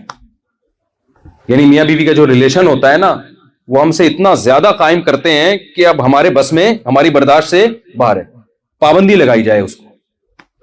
4 بیگمات ہیں اور میاں صاحب نے چاروں کو اتنی ٹینشن دی ہوئی ہے کہ وہ بیویاں عدالت پہنچ گئی, برقعے میں, پردے والی عورتیں تھیں, وہ عدالت میں پہنچ گئی کہ بھائی اس کو بولو کہ اب یعنی نہیں آئے یہ. تو وہ قاضی صاحب کہتے ہیں میں حیران ہوا یار کون ٹارزن کی اولاد ہے جو جس نے 4 بیویوں کو اتنی ٹینشن دی ہوئی ہے, تو کون ہے بھائی یہ ٹارزن. خیر کہتے ہیں اب کیس چونکہ آیا تھا, رپورٹ آئی تھی تو میں نے بلوا لیا اس کو. کہہ رہے میرا خیال یہ تھا کوئی ہوگا, اسپیڈ بریکر بنے ہوئے ہوں گے بڑے بڑے, یہ تو میں اپنا تبصرہ کر رہا ہوں, نہیں جو باڈی بلڈروں کے ہوتے ہیں اوٹ پٹانگ قسم کے, ایسے ایسے کر کے جو آ رہے ہوتے ہیں مسلس, تو وہ کوئی اس ٹائپ کا کوئی ہوگا بڑا پاورفل آدمی. جب میں دیکھا تو وہ ایک بابا ہے لاٹھی ہاتھ میں اور کمر اس کی جھکی ہوئی, وہ آ رہا ہے کورٹ میں. کہہ رہے میں نے کہا یار اس بزرگ کو دیکھو اور اس کے کام دیکھو. کہہ رہے میں نے کہا کہ بھائی کیس تو بعد میں ہوگا, میں بزرگ کو سائڈ پہ لے گیا, میں نے بولا کھاتا واتا کیا ہے تو پہلے یہ بتا, کھاتا کیا ہے, پہلے اس کے علوم سے فائدہ اٹھایا جائے, کیس تو ہوتا رہے گا. اس بزرگ نے یہ بولا کہ میں صرف کھجور کھاتا ہوں, زیتون کا تیل ہے, اونٹنی کا دودھ ہے, بس اس 3 چیزوں پہ زندگی گزر رہی ہے. تو اگر وہ ٹیکنالوجی اور ڈاکٹروں کے مشورے سے چل رہا ہوتا ہے, ایکچولی ایک متوازن غذا کے لیے یہ بھی چاہیے تو یہ بھی چاہیے تو یہ بھی چاہیے, تو یہ حالات ہوتے. بھائی جدید خوراکیں کھا رہا تھا یا قدیم خوراکیں؟ اب وہ بزرگ کہتے ہیں کہ بھائی وہ تو 1000 سال پہلے موسیٰ علیہ السلام بھی چونکہ کھجور کھاتے تھے, اب تو سائنس نے 3-4 ہزار سال پہلے موسیٰ علیہ السلام بھی چونکہ کھجور کھاتے تھے, تو اب تو سائنس نے اتنی ترقی کی, اب میں پیزا کھاؤں گا, اب میں کھجور نہیں کھاؤں گا. یا اب وہ جو زیتون کا تیل ہے وہ تو قرآن میں بھی اس کا تذکرہ ہے, موسیٰ علیہ السلام 3-4 ہزار سال پہلے موسیٰ کلیم اللہ نے بھی زیتون کا, اس میں بھی اس وقت زیتون کھایا جاتا تھا. تو اب چونکہ سائنس نے اتنی ترقی کی ہے, اب میں ڈاکٹروں کا تجویز کردہ آئل جو فلاں کمپنی نے بنایا ہے وہ میں کھاؤں گا. اور اونٹنی کا دودھ یہ پرانے زمانے کی پرانی باتیں, میں پیوں گا ڈبے کا دودھ جو ریکمنڈ کیا ہے مجھے سعودی عرب کے فلاں ڈاکٹر نے. تو آپ بتائیں اگر وہ یہ کر رہے ہوتے تو یہ رپورٹیں ہوتی؟ ارے بھائی بول لو نا یار, یہ رپورٹیں ہوتی؟ یہ رپورٹیں اس لیے نہیں تھیں کہ انہوں نے بولا خوراک میں نیچر کو فالو کرنا ہے, جدت کو فالو نہیں کرنا. جدت ڈبہ ہے اور نیچر بھینس اور گائے کا تازہ دودھ ہے. جدت ڈالڈا ہے, ڈالڈا کمپنی نہ کیس کر دے, ڈالڈا جو بھی کیس, جتنے بھی کوکنگ آئل آ رہے ہیں نا, نیچرل دیسی بول لینا بھائی کیا ہو گیا, دیسی گھی ہے. اگر آپ دیسی گھی کھا کے بیٹھے ہوتے تو مجھے بار بار یہ بولنے کی ضرورت نہ پڑتی کہ بولیں, آپ خود آپ میں اتنا کرنٹ ہوتا کہ آپ بڑھ چڑھ کے بول رہے ہوتے. تو دیکھو میرا مقصد ان واقعات سے واقعات سنانا نہیں ہے, میرا مقصد یہ بتانا ہے کہ جیسے صحت کے معاملے میں نیچر سے انسان بغاوت کرے تو صحت مند نہیں رہ سکتا. تو جیسے مادی صحت میں اس طرح مینٹلی صحت جس کو ہم سکون اور اطمینان کہتے ہیں، اس میں بھی اگر فطرت سے بغاوت کرو گے تو کبھی بھی سکون نہیں ملے گا۔ اب فرق کیا ہے مادی صحت میں اور روحانی اور مینٹلی صحت میں؟ فرق یہ ہے کہ مادی صحت کا تعین کرنے میں زیادہ ٹینشن نہیں ہوتی، پتہ چل جاتا ہے، اللہ نے خود ہی انسان کو بتا دیا ہے یہ کھاؤ یہ نہیں، ہمیشہ سے کھاتے آ رہے ہیں نا لوگ، کیا کھانا ہے کیا نہیں کھانا۔ لیکن یہ جو صحت جو ہماری روحانی زندگی کے لیے اور مینٹلی ہیلتھ کے لیے ضروری ہے، یہ پیغمبروں کے بتائے بغیر خود سے انسان سمجھ نہیں سکتا، خود سے نہیں فیصلہ کر سکتا کہ صحیح کیا ہے غلط کیا ہے۔ اگر انسان کی عقل پہ ڈال دیا جائے نا تو قیامت تک یہی فیصلہ نہیں کر سکتا کہ زنا اچھی چیز ہے یا نکاح اچھی چیز ہے، اگر عقل پہ فیصلہ کر دیا جائے۔ اگر عقل پہ ڈال دیا جائے اس کو نہیں پتا چلے گا کہ ماں باپ گھر میں رکھنے کی چیز ہے یا اولڈ ہاؤس میں جمع کرانے کی چیز ہے۔ یہ ڈیبیٹ ہوگی اور یہ مسئلہ پینڈنگ میں چلا جائے گا۔ عقل نہیں فیصلہ کر سکتی کہ شراب بری چیز ہے یا اچھی چیز ہے۔ آپ دلائل کے انبار لگا دیں، ایک شخص کہے گا بری چیز ہے پی کے نشہ آتا ہے، دوسرا کہے گا یہی تو اچھائی ہے کہ پی کے نشہ آتا ہے، یہی تو اچھائی ہے، نشہ آتا ہے آدمی غموں کو بھول جاتا ہے، تو جو چیز غم بھلا رہی ہے بری کیسے ہو سکتی ہے؟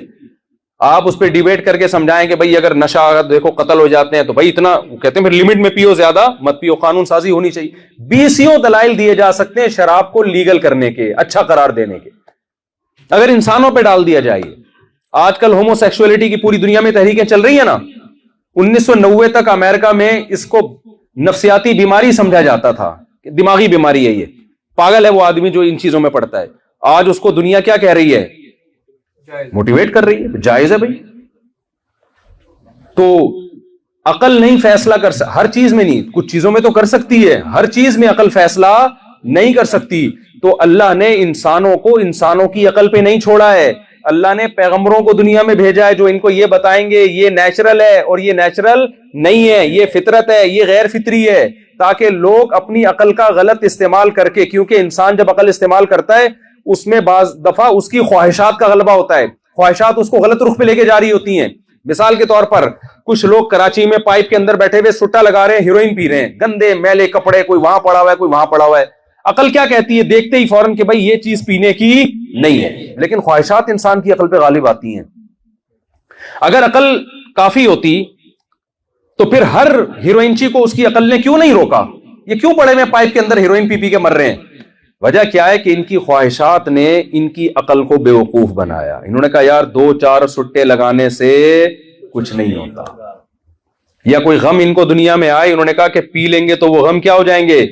حالانکہ اللہ نے غم کا جو علاج بتایا ہے وہ سٹے یا شراب نہیں بتایا، اللہ نے یہ بتایا کہ مسافر خانہ ہے، کبھی بس میں انسان لٹک کے چلا جاتا ہے اور کبھی اس کو اچھی سیٹ مل جاتی ہے، سفر کی ٹینشنوں کو بڑی ٹینشن نہیں سمجھا جاتا، یہ اللہ نے غم کا علاج بتایا۔ آپ غم کا علاج تلاش کر رہے ہو عیاشی میں، خودکشی میں، اور نفسیاتی ڈاکٹروں کے پاس تلاش کر رہے ہو۔ ہمارے پاس تو خود نفسیاتی ڈاکٹر آئے ہیں، ایسی ایسی ٹینشن ہے ان کو کہہ رہے ہیں یار ہم لوگوں کا کاؤنسلنگ کرتے تھے، آج خود ڈپریشن میں گئے ہوئے ہم، کیونکہ جو دنیا کو مسافر خانہ نہیں سمجھے گا میرے بھائی، اس کے پاس کوئی گولی نہیں ہے جو آپ کی ڈپریشن، وہ وقتی طور پر تو ہو جائے گا فائدہ، ورنہ حقیقت میں کوئی علاج نہیں ہے اس کے پاس۔ تو کیا کہہ رہا تھا میں، وہ بات ہی دماغ سے نکل، ایک مثال نہیں وہ بھی ایک مثال، وہ ایک مثال دے رہا تھا میں، ادھر کو کیسے پلٹ گیا۔ سر وہ مفتی سے قاضی صاحب، نہیں وہ تو پرانا قصہ ہو گیا نا، وہ جو بزرگ آئے تھے کمر جھکی ہوئی تھی، وہ تو میں نے کھجور کے فضائل بتا رہا تھا آپ کے سامنے۔ تو خیر، تو جب تک یہ ڈپریشن، اور ہاں میں یہ کہہ رہا تھا کہ اسلام نے جو آپ کو بتایا ہے وہ نیچرل ہے۔ ہاں میں ہیروئنچیوں کی مثال دے رہا تھا، چلو ہیروئنچیوں میں ایسا کھو گیا تھا نا میں کہ وہ بھول ہی گیا میں، کیونکہ ہمارے یہاں ہیروئنچی الحمدللہ بہت ہیں بہت ہیں۔ تو اب آپ کیا کرو گے اگر آپ عقل سے فیصلہ، وہ ہیروئنچی کو جب پتا تھا کہ اس نے بہت سے ہیروئنچیوں کا انجام دیکھا ہے نا، پھر بھی کیوں جا رہا ہے؟ شہوات اور خواہشات کیا کرتی ہیں؟ انسان کی عقل کو کیپچر کر لیتی ہیں۔ تو دنیا میں یہی ہو رہا ہے۔ ہومو سیکسولیٹی کیوں عام ہو رہی ہے؟ اس لیے کہ جو اس برائی میں پڑ گئے، اب ان کو بجائے اس کے کہ عقل استعمال کر کے اس برائی کو چھوڑیں، تو خواہشات نہیں چھوڑنے دیتی، انہوں نے اسی کو کیا کر دیا؟ لیگل۔ ہر برائی کے پیچھے خواہشات ہوتی ہیں جو آپ کو مس گائیڈ کر کے اندھیروں میں ڈال دے۔ خودکشی کرنے والا خودکشی کیوں کرتا ہے؟ اس کی بھی تو عقل کہہ رہی ہے کہ یار اتنی ٹینشن میں رہنے کا فائدہ کیا، اور جا کے اپنی جو زندگی جو سب سے بڑی نعمت ہے، جس کو بچانے کے لیے کروڑوں اربوں روپے لوگ خرچ کر دیتے ہیں، وہ اپنے ہاتھ سے اس زندگی کو تباہ کر رہا ہوتا ہے، اپنے ہاتھ سے برباد کر رہا ہوتا ہے۔ تو اس لیے اللہ نے انسانوں پہ رحم کیا، اللہ نے انسانوں کو پیدا کر کے انسانوں کی عقل کے حوالے نہیں کیا۔ یہ نہیں کہا کہ بے عقل بن جاؤ، نہ نہ نہ، اللہ نے عقل کو صحیح رہنمائی دی کہ عقل ان اصولوں کی روشنی میں استعمال ہوگی، کیونکہ اسلام جتنا عقل استعمال کرنے کا حکم دیتا ہے نا، اتنا کوئی مذہب عقل استعمال کرنے کا حکم نہیں دیتا، لیکن اسلام اس عقل کو میں رہنمائی کرتا ہے کہ غلط سے یہ خواہشات سے مغلوب نہ ہو جائے۔ تبھی قرآن نے کہا افرأیت من اتخذ الہہ ہواہ، بھلا اس شخص کو دیکھا جس نے اپنی خواہشات کو معبود بنا لیا، جو خواہشات کو پہلے رکھتا ہے عقل کو بعد میں رکھتا ہے۔ تو اللہ تعالیٰ نے ہمیں بتایا کہ بھئی دیکھو میں نے تمہیں جتنی صلاحیتیں دی ہیں ان میں کوئی صلاحیت لامحدود نہیں ہے، تمام صلاحیتیں محدود ہیں۔ اب ان صلاحیتوں سے فائدہ نہ اٹھانا بھی ظلم، اور اپنی اوقات سے زیادہ ان سے فائدہ اٹھانے کی کوشش کرنا بھی کیا ہے؟ ظلم ہے۔ مثال کے طور پر اللہ نے ہمیں آنکھ سے دیکھنے کی صلاحیت دی، یا ہاتھوں سے وزن اٹھانے کی صلاحیت دی، اب ہم کوئی چیز اٹھا ہی نہیں رہے ہیں ہاتھ سے، یہ بھی ظلم ہے یا نہیں ہے؟ روٹی کا نوالا بھی نہیں اٹھا رہے ہم، اور یہ سمجھ رہے ہیں کہ اس سے ہمارے ہاتھ میں طاقت آ جائے گی یا ہماری انرجی اسٹور ہو جائے گی۔ بھائی ایسا کچھ بھی نہیں ہوگا، ہاتھ جو ہے روٹی اٹھاؤ، وزن اٹھاؤ، جہاں ضرورت کی چیز ہے وہاں ہاتھوں کو استعمال کرنا پڑے گا۔ لیکن آپ نے کیا کیا؟ آپ نے کہا چونکہ میں اپنے ہاتھ سے 10 کلو ویٹ اٹھا سکتا ہوں، لہذا میں اب اس سے پورا یہ جو انہوں نے وہ بنایا ہے نا، پورا جو پل بنایا ہے سمندر کے اوپر، میں جاؤں گا اور ایک ہاتھ سے اوپر اٹھا لوں گا۔ تو لوگ کیا کہیں گے؟ بھائی یہ پی کے آ گیا، آج تو لگتا ہے زیادہ پی لیا تو نے۔ جب انسان پیتا ہے تو اس طرح کی باتیں کرتا ہے۔ آپ دیکھتے ہو، اللہ نے دیکھنے کی صلاحیت دی، ایک آدمی کہتا ہے میں یہاں سے بیٹھے بیٹھے دیوار کے پیچھے دیکھ کے بتاؤں گا، تو لوگ کیا کہتے ہیں؟ بھائی دیکھنے کا مطلب یہ، وہ کہہ رہے میری نظر چونکہ 6x6 ہے لہذا میں تیسرا آسمان دیکھ کے بتا رہا ہوں کہ کہاں ہے وہ۔ تو لوگ کیا کہیں گے؟ بھائی 6x6 کا مطلب بھی کیا ہے؟ محدود ہے، اتنی نہیں ہو سکتی کہ آپ ایک لمٹ کو کراس کر جاؤ۔ تو مجھے ایک بات بتاؤ، جب ساری صلاحیتیں محدود ہیں، لوگوں کا کھانے میں مقابلہ ہوتا ہے، یہ اتنی روٹیاں کھا گیا، وہ اتنی روٹیاں کھا گیا، تو جتنی بھی کھا جائے ایک ٹائم پہ آ کے اس کو بس کرنا پڑے گا کہ نہیں کرنا پڑے گا؟ کیونکہ آپ کے معدے میں اسپیس محدود ہے یا لامحدود ہے یا محدود ہے؟ تو محدود ہے۔ تو مجھے ایک بات بتاؤ، یہ کیسے ہو سکتا ہے کہ عقل کو جو اللہ نے صلاحیت دی وہ لامحدود دیتی ہو، وہ سب کچھ صحیح فیصلہ کر دیتی ہے، جب بھی فیصلہ کرنے بیٹھے گی ہمیشہ صحیح فیصلہ کرے گی؟ یہ ہو سکتا ہے کیا؟ ہر چیز میں گائیڈ کر رہی ہے۔ جن کے پاس مذہب نہیں ہے، اسلام نہیں ہے، وہ صحیح اور غلط کا، اس کو سیدھا کر دیں، جن کے پاس مذہب نہیں ہے، اسلام نہیں ہے، وہ ہر چیز میں صحیح غلط کا فیصلہ کس سے کرتے ہیں؟ میں اشارہ کر کے بھی بتا رہا ہوں پھر بھی آواز نہیں آ رہی۔ دماغ سے کرتے ہیں نا، عقل سے کرتے ہیں ہر چیز میں۔ ان سے پوچھا جائے یہ صحیح غلط ہے، کہتے ہیں عقل سے فیصلہ کرتے۔ تو یہ کیسے ممکن ہے کہ ہر چیز میں ہر جگہ انسان عقل استعمال کرے؟ اس کی مثال ایسے جیسے ہمارے پاکستان میں کچھ اسکالرز ایسے آ رہے ہیں، مذہب کے بارے میں پوچھو رپورٹ پیش کریں گے، عمران خان کے بارے میں پوچھو رپورٹ پیش کریں گے، فوج کے بارے میں پوچھو پوری رپورٹیں پیش کریں گے، نواز شریف کے بارے میں پوچھو پوری رپورٹ پیش کریں گے، پھر امریکہ کے بارے میں پوچھو ان کو پتا ہے، جاپان کے بارے میں پوچھو ان کو پتا ہے، صحت کے بارے میں ٹپ ان سے پوچھو ان کو پتا ہے۔ تو آدمی کیا کہتا ہے؟ بھائی یہ کیا تو ماں کے پیٹ سے کوئی بڑا عالم بن کے پیدا ہوا تھا؟ پاکستان میں ہر آدمی کو سب کچھ پتا ہے یا نہیں پتا؟ مجھے ہی بتاؤ۔ کبھی کوئی یہ نہیں کہے گا کہ یہ میرا شعبہ نہیں ہے، اس کے بارے میں مجھے نہیں پتا۔ ہر آدمی کو دنیا کی ہر چیز پتا ہے پاکستان میں۔ تو اصول یہ ہے کہ جس شخص کو سب کچھ پتا ہے نا، یہ اس کی علامت ہے، اس کو کچھ بھی نہیں پتا۔ آپ دیکھ لو نا، کوئی حکیم ہوگا تو کینسر کا بھی پتا ہے اس کو، بلڈ پریشر کا بھی پتا ہے اس کو، گردوں کی پتھری کا بھی اس کو پتا ہے، گھٹنوں کا بھی اس کو پتا ہے، سر پہ بال کیسے اگیں گے اس کو بھی، کوئی ڈاکٹر ہوگا تو وہ بھی ساری چیزوں کا اس کو سب کچھ پتا ہے۔ ایک یوٹیوب پہ بڑے مشہور ڈاکٹر ہیں، ان کو سب چیزوں کے بارے میں رپورٹ ہے نا۔ میں بڑا انسپائر تھا ان سے، بڑا سنتا تھا، میں نے کہا یار اس بندے کی ریسرچ۔ تو میں نے ایک ڈاکٹر ان سے بھی بڑے ان سے رابطہ کیا، انہوں نے کہا بھائی اس کو کسی چیز کا بھی کچھ بھی پتا نہیں ہے، اس لیے کہ جس کو سب کچھ پتا ہے نا، اتنی عمر انسان کی نہیں ہے کہ وہ ہر شعبے میں اسپیشلسٹ بن جائے۔ کسی چیز میں اسپیشلائزیشن ہوتی ہے تو دوسری چیزوں میں نقص اور کمی پیدا ہو جاتی ہے۔ ہمارے یہاں دیکھیں جو ڈاکٹر ہے وہ قرآن کی تفسیر لکھ رہا ہے بیٹھ کے. ابے بھائی تیرا شعبہ میڈیکل سائنس ہے, قرآن کی تفسیر لکھنے کے لیے تو بہت گہرا علم چاہیے. اور جو مفسر ہے, جو عالم مفتی ہے, وہ لوگوں کو صحت کے ٹوٹکے بتا رہا ہوگا بیٹھ کے. مجھ سے اکثر لوگ جب کووڈ-19 آیا نا تو پوچھا کرتے تھے مفتی صاحب یہ کورونا جو ہے یہ اوریجنل ہے یا نہیں ہے. تو میں کہتا تھا میری فیلڈ کووڈ-19 یا کورونا نہیں ہے. وہ کہتے تھے مفتی صاحب ایک بہت بڑے بزرگ ہیں, عالم ہیں, انہوں نے کہا کہ سب ڈرامہ ہے. تو میں کہتا تھا میرے بھائی کورونا یہ بیماری ہے, یہ فیلڈ مفتیوں کی نہیں ہے, یہ فیلڈ کس کی ہے؟ ڈاکٹروں کی ہے. ساری دنیا کے سارے ڈاکٹر کہہ رہے ہیں کہ ڈرامہ نہیں ہے یہ. بے شک وہ وائرس کسی نے بنایا ہو نہیں بنایا ایک الگ ٹاپک ہے, لیکن وائرس ہے, بیمار ڈاکٹر مر رہے ہیں, کہہ رہے نہیں فلاں مفتی صاحب کہہ رہے ہیں. تو میں نے کہا پھر طلاق کا مسئلہ ڈاکٹروں سے پوچھا کرو, طلاق کے مسائل جا کے کاغا خان کے اسپیشلسٹ کے پاس جاؤ کہ میں نے بیوی کو یہ الفاظ بولے طلاق ہو گئے کہ نہیں ہو گئی. ڈاکٹر کہہ گا تیرا دماغ خراب ہو گیا, مجھ سے پوچھے گردے میں پتھری ہو گئی ہے کہ نہیں ہو گئی ہے. تو بالکل یہی ایسے جیسے گردے کے بارے میں آپ مفتیوں سے پوچھ رہے ہو اور مفتیوں کے بارے میں آپ کس سے پوچھ رہے ہو؟ ڈاکٹروں سے. تو یہ پاکستان میں ہے کہ الحمدللہ ہر شخص ہر فیلڈ میں کیا ہے؟ اسپیشلسٹ ہے. اس کے بغیر منجن بکتا نہیں ہے مارکیٹ میں. تو میں آپ سے یہ عرض کر رہا ہوں, بس بات کو جلدی سے سمیٹ کے ختم کرتا ہوں کہ دیکھو عقل اتنی پاورفل نہیں ہے کہ سب کچھ آپ کو کون بتائے گا؟ عقل بتائے گی. تو آپ کو کہیں نہ کہیں ایک اسلام نے احسان ہم پر کیا کیا ہے, نہ تو یہ کہا کہ عقل استعمال نہ کرو, کیونکہ دنیا میں جو مذہبی لوگ ہوتے ہیں اکثر عقل لیس ہوتے ہیں. وہ جتنے بھی مذاہب آپ دیکھ لو وہ عقل کا بالکل استعمال نہیں کرتے.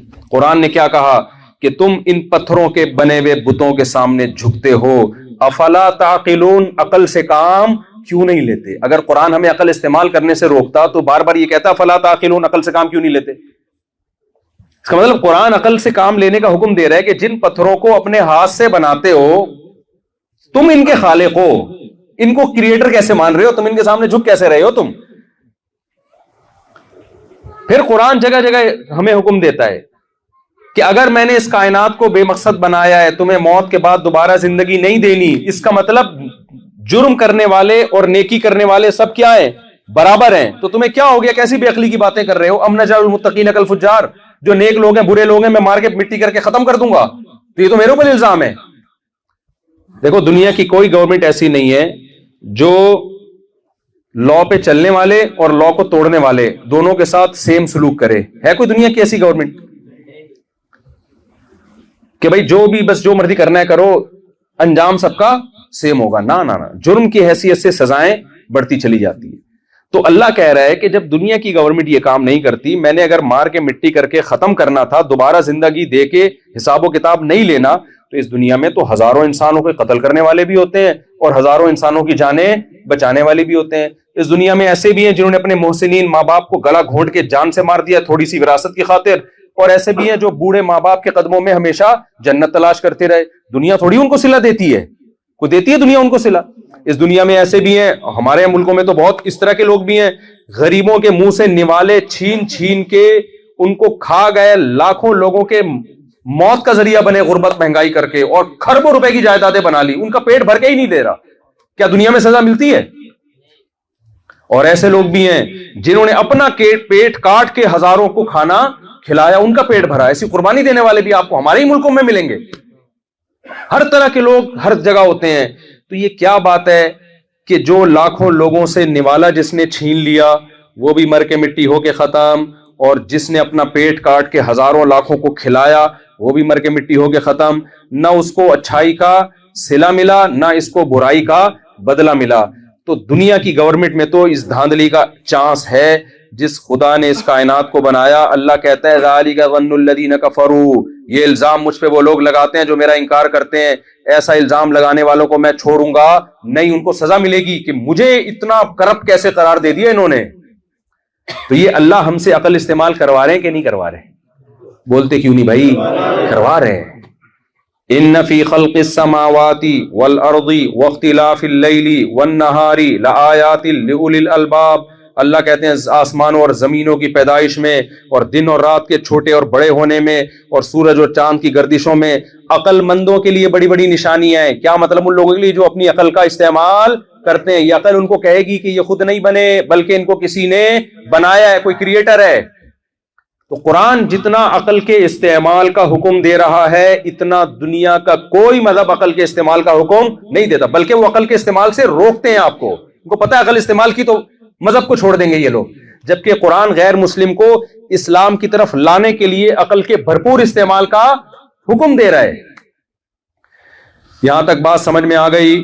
مجھے لگ رہا ہے بہت سے لوگوں کو اردو نہیں آتی, تو مجھے بڑے گھور گھور کے دیکھ رہے ہیں, کوئی چہرے سے ان کے تاثرات ہی نہیں ہیں, تو ان کو کوئی بات میں ترجمہ کر کے بتا دے بھائی. اچھا یہاں اردو اسپیکنگ کو میں نے دیکھا پشتو بول رہے ہیں, یہ کراچی کے کیماڑی کے ہیں, یہ پشتو بول رہے ہیں. تو میں نے کہا آپ اردو اسپیکنگ نے پشتو کیسے؟ کہہ رہے سب رہتا ہی سارے پٹھانوں میں ہوں میں. ہے بھائی, کہہ رہے میں تو سارے پشتو والوں میں ہی رہ رہا ہوں. کمال ہو گیا. تو جتنے اسلام کے علاوہ مذاہب ہیں نا وہ آپ کو کہتے ہیں عقل استعمال نہ کرو. حتیٰ کہ جو ملحد اور ایتھیسٹ ہے نا, میں قسم اٹھا کے بولتا ہوں وہ بھی عقل استعمال نہیں کرنے دیتا آپ کو. کہتے ہیں عقل سے مت سوچو. جو میں کہہ رہا ہوں لیبل لگائے گا کہ عقل استعمال کرو. سائنس کہتی ہے خدا نہیں ہے, حالانکہ سائنس کہتی نہیں ہے کہ خدا, سائنس اس سے خاموش ہے کہ خدا ہے یا نہیں ہے. نیوٹن کتنا بڑا سائنسدان تھا نا, وہ خدا کا معترف تھا. آئنسٹائن کتنا بڑا سائنٹسٹ تھا, وہ خدا کا معترف تھا. حتیٰ کہ ڈاروین خدا کے وجود کو مانتا تھا, ڈاروین تک خدا کے وجود کو مانتا. اب یہ ٹاپک نہیں ہے, میں ابھی اس میں نہیں پڑھتا, لیکن عقل اگر آپ استعمال کریں تو عقل کہے گی کہ خدا کا وجود ہے. یہ کمبخت عقل کا استعمال کرتے نہیں ہیں. کیوں؟ اس لیے کہ اس کائنات میں چینجر کے بغیر چینجنگ نہیں ہوتی, تو کریٹر کے بغیر کریشن کیسے ہو گئی؟ کریشن زیادہ مشکل ہے یا چینجنگ زیادہ مشکل ہے؟ یہ تو سائنس کا اصول ہے بھائی, اور مشاہدے پر مبنی ہے. سائنسدانوں نے نہ بھی کہا ہوتا ہے تو ہمیں نظر آ رہا ہے. بعض چیزیں تو ایسی سائنسی تھیوری ہوتی ہے. نیوٹن نے اگر یہ نہ کہا ہوتا کہ سیب اوپر سے نیچے آتا ہے تو ہم کیا یہ کہتے کہ نیچے سے اوپر جاتا ہے؟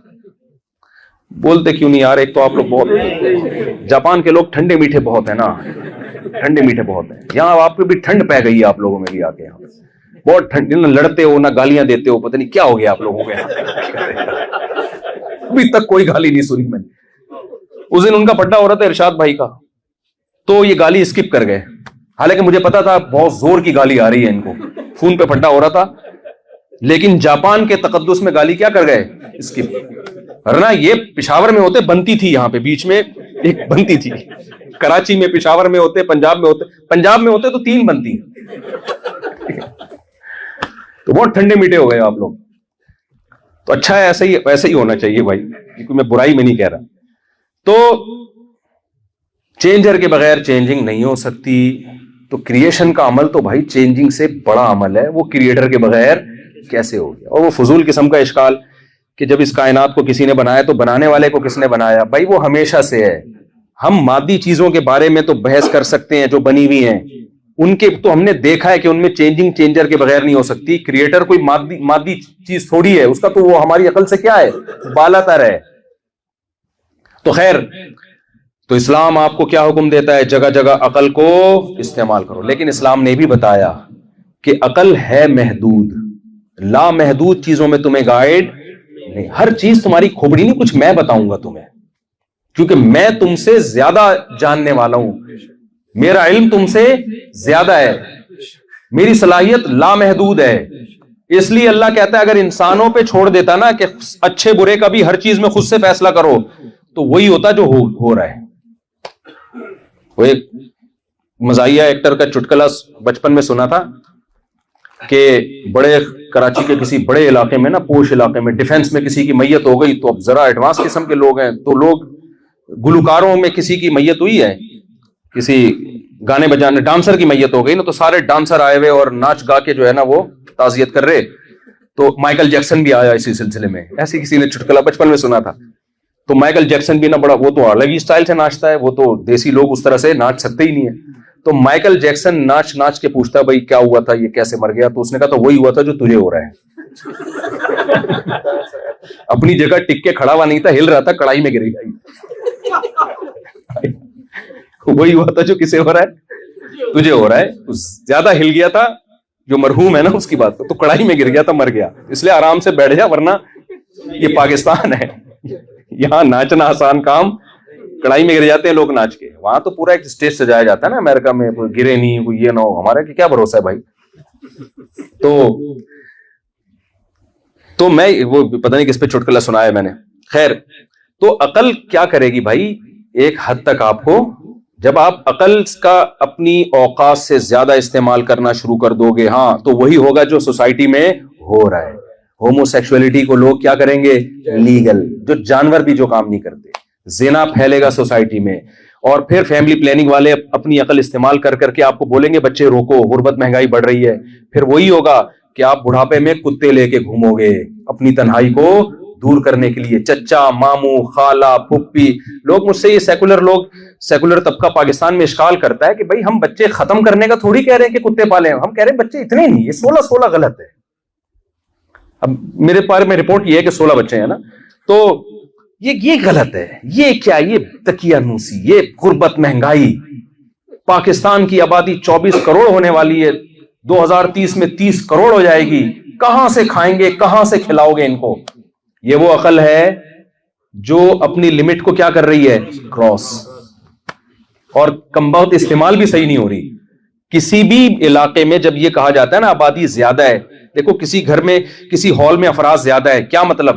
ہال کی لمبائی پہلے آپ نے کی ہوئی ہو, چوڑائی آپ کے پاس ہو, وہ کیلکولیشن ہو, پھر آپ بولو کہ اس میں افراد, ایک بڑے ہال میں 100 افراد کم ہیں, ایک چھوٹے کمرے میں 50 افراد بھی زیادہ ہیں. تو یہ عجیب بات ہے, 24 کروڑ اور 30 کروڑ. پہلے آپ وسائل تو ناپو, اسپیس تو بتاؤ. بلوچستان ہی اتنا بڑا ہے نا پاکستان میں کہ پورا ملک اکیلے بلوچستان میں بھی اتنا مزے سے سما سکتا ہے کہ اکیلا بلوچستان پورے پاکستان کو پال سکتا ہے. اسپیس اتنی, اور وسائل کتنے ہیں. وہ ایک ہمارے سپریم کورٹ کے جج کا بیان آیا کہ اتنے لاکھ گیلن پانی زمین سے روزانہ نکل رہا ہے, پانی جو ہے نا کم ہو رہا ہے. میں نے کہا یار یہ عجیب کیلکولیشن ہے, پہلے یہ بتاؤ جا کتنا رہا ہے, کتنا گیلن جا رہا ہے اور کتنا اس میں سے نکل رہا ہے. ایک جگہ اگر پانی کی سطح کم ہو رہی ہے تو دوسری جگہ کیا ہو رہی ہے, بڑھ رہی ہے. یہ اوٹ پٹانگ قسم کی تو کیلکولیشن ہے. تو جب عقل اللہ کی مرضی کے خلاف استعمال ہوتی ہے نا, قرآن نے کیا نسل روکنے کا حکم, غربت مہنگائی کے خوف سے ہمیں نسل روکنے سے قرآن نے منع کیا. قرآن نے کہا نحن نرزقکم, یہ کیلکولیشن میری ہے. قدر فیہا اقواتہا, زمین بنانے سے پہلے میں نے, قدرہ کا مطلب مینجمنٹ کر چکا ہوں کہ کتنے انسان دنیا میں آ سکتے ہیں, کتنی سپیڈ سے آبادی بڑھے گی. قدر کہتے ہیں مینجمنٹ کو عربی میں. یہ ساری مینجمنٹ کیلکولیشن اللہ پہلے سے ایسے ہی, دیکھو جو خود بخود کہتے ہیں نا پیدا ہو گیا, وہ تو ڈرتے رہیں گے. جو کہہ رہے ہیں خود نہیں ہو رہا بھائی, اللہ کا ایک نظام ہے اور پوری کیلکولیشن پہلے سے طے شدہ ہے. اللہ کو پتا تھا ایک دن زمین میں پیٹرول بھی دریافت ہوگا, ڈیزل بھی. اگر ہم 300 سال پہلے آبادی کی گروتھ کو اور اس ریشو کو دیکھیں تو آج انسان کو قحط سے ہلاک ہو کے ختم ہو جانا چاہیے تھا, کیونکہ گدھے گھوڑوں پہ سفر ہوتا. تو اللہ کے علم میں پہلے سے ہے کہ جب آبادی بڑھے گی تو زمین بھی کھدے گی اور زمین سے ڈیزل پیٹرول کے کنویں نکلیں گے. پھر جب پیٹرول ختم ہونا شروع ہوگا تو سولر پلیٹیں ایجاد ہو جائیں گی. تو سب کچھ اللہ کو پتا ہے, یہ کیسے آپ پہلے سے فیصلہ کر سکتے ہو؟ تو عقل غلط استعمال کی تو آج اس کے اثرات اس سوسائٹی میں دیکھ لو آپ. اتنے اچھے ہو کے بھی بڑھاپا کیسے گزر رہا ہے, جب انسان کو افراد چاہیے. اصل میں تو آپ کو جوانی میں بندے نہیں چاہیے, اصل میں چاہیے بڑھاپے میں. تو ہمارے غریب ملکوں کا جو بوڑھا آدمی ہے, خدا کی قسم وہ زیادہ مزے کی زندگی گزار رہا ہوتا ہے, اور پڑھے لکھے علاقوں کا جو بوڑھا آدمی ہے اس کی زندگی ایسی کی تیسی ہو چکی ہوتی ہے اس کی زندگی کی. کیوں؟ اس نے اپنی عقل کو اللہ کی عقل سے آگے بڑھانے کی کوشش کی ہے. میں جو شادیوں کی رٹ لگا رہا ہوں نا, وجہ کیا ہے؟ غیر مسلم اور ہمارا جو مسلمانوں میں سیکولر طبقہ ہے وہ اسلام کی دعوت سے 180 ڈگری پر ہے. وہ کہتا ہے دیر سے نکاح کرو, بچے بھی کتنے, 1 یا 2. اور جو اور آگے لبرلزم میں گئے ہوئے ہیں, سیکولرزم میں گئے ہیں, وہ کہتے ہیں کرو ہی نہیں شادی, ٹینشن ہے. اسلام بالکل اس کے کیا ہے, بالکل اپوزٹ. کیونکہ اسلام اس بیس ہی کو غلط قرار دیتا ہے کہ اس سے غربت بڑھے گی, مہنگائی بڑھے گی اور تمہاری ٹینشنیں بڑھے گی. اسلام کیونکہ دین فطرت ہے, اسلام نے کیا کہا, جعل لکم من انفسکم ازواجا لتسکنوا الیہا, اللہ نے مرد کی جنس عورت پیدا کی تاکہ دونوں کے ملاپ سے اس کو سکون حاصل ہو. تو اللہ نے بتا دیا عورت ٹینشن کا ذریعہ نہیں ہے بلکہ سکون کا ذریعہ ہے. تو مرد مرد بنتا ہے بالغ ہونے کے بعد, عورت عورت بنتی ہے بالغ ہونے کے بعد. تو مرد کو سکون کے لیے عورت بلوغت کے بعد چاہیے, 50 سال میں اس تکلف کی ضرورت نہیں ہے. تو دین فطرت ہے, اس لیے کہا بالغ ہوتے ہی شادی کر دو اس کی. اور بتایا کہ غیر مسلم کہیں گے یہ ٹینشن ہے. اللہ کیا کہہ رہے ہیں؟ ٹینشن نہیں ہے, لِتَسْكُنُوا إِلَيْهَا, تاکہ تمہیں بیوی سے کیا ملے؟ سکون. آپ دنیا میں دیکھ لو, شادیوں والے خودکشیاں کم کرتے ہیں اور وداؤٹ میرج رہنے والی قوموں میں خودکشیوں کا ریشو زیادہ ہے, حالانکہ وہ تو ٹینشن فری زندگی گزار رہے ہیں.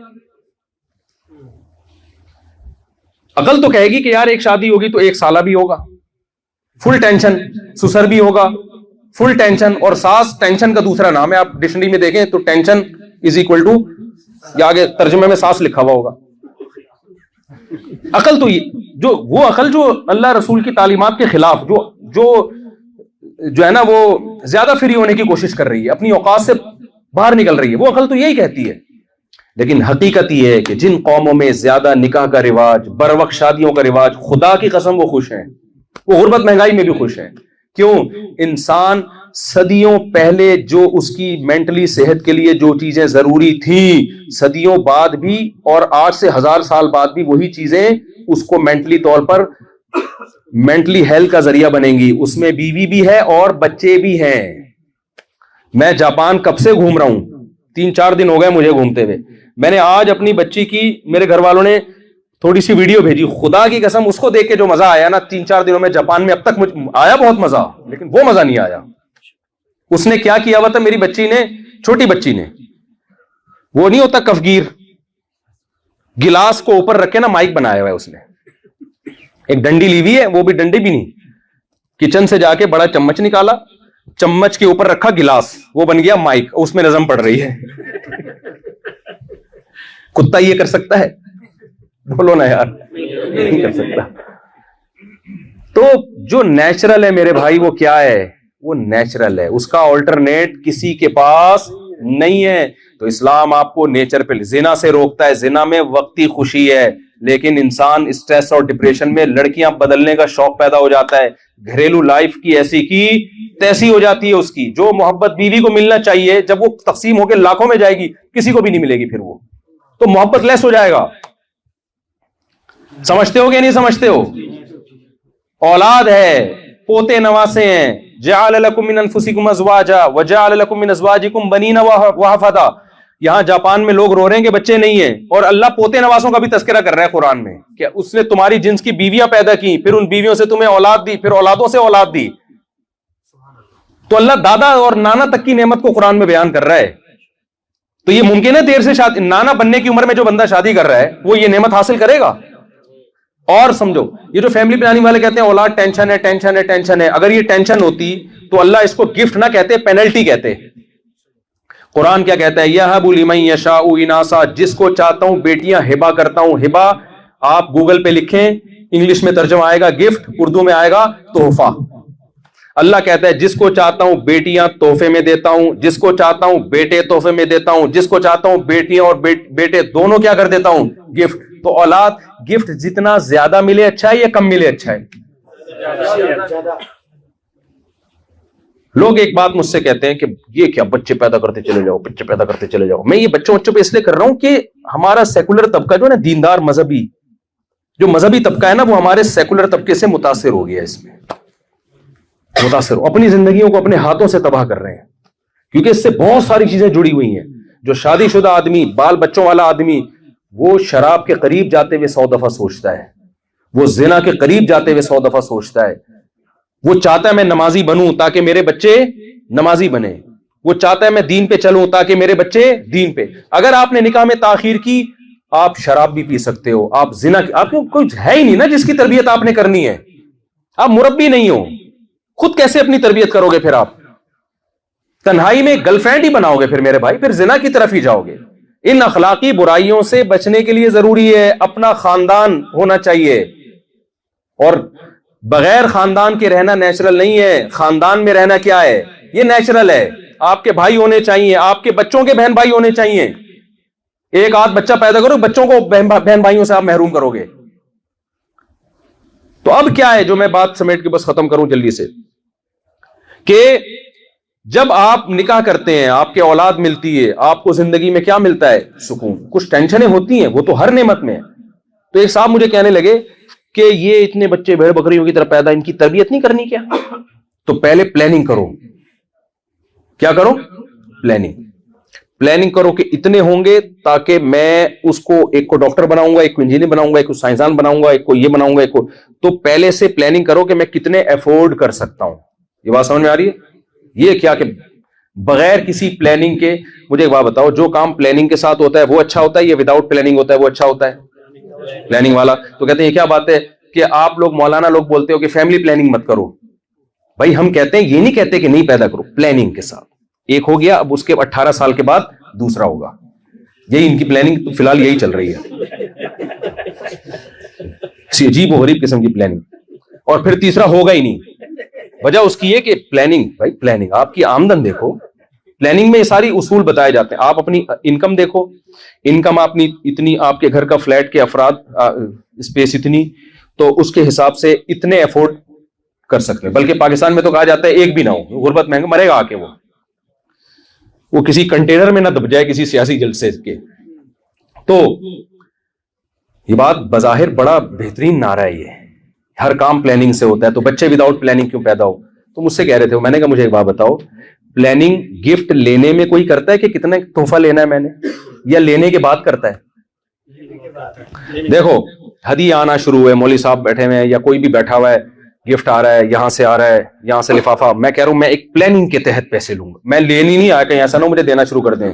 ہاں میں ایک مثال دے رہا ہوں, میرے کوئی بیان کے پیسے نہیں ہوتے, کوئی جیسے مجھے لوگ بلا رہے ہوتے ہیں نا, آپ کو ہم بیان کے لیے بلانے کے کتنے پیسے, 1 روپیہ بھی نہیں ہوتا.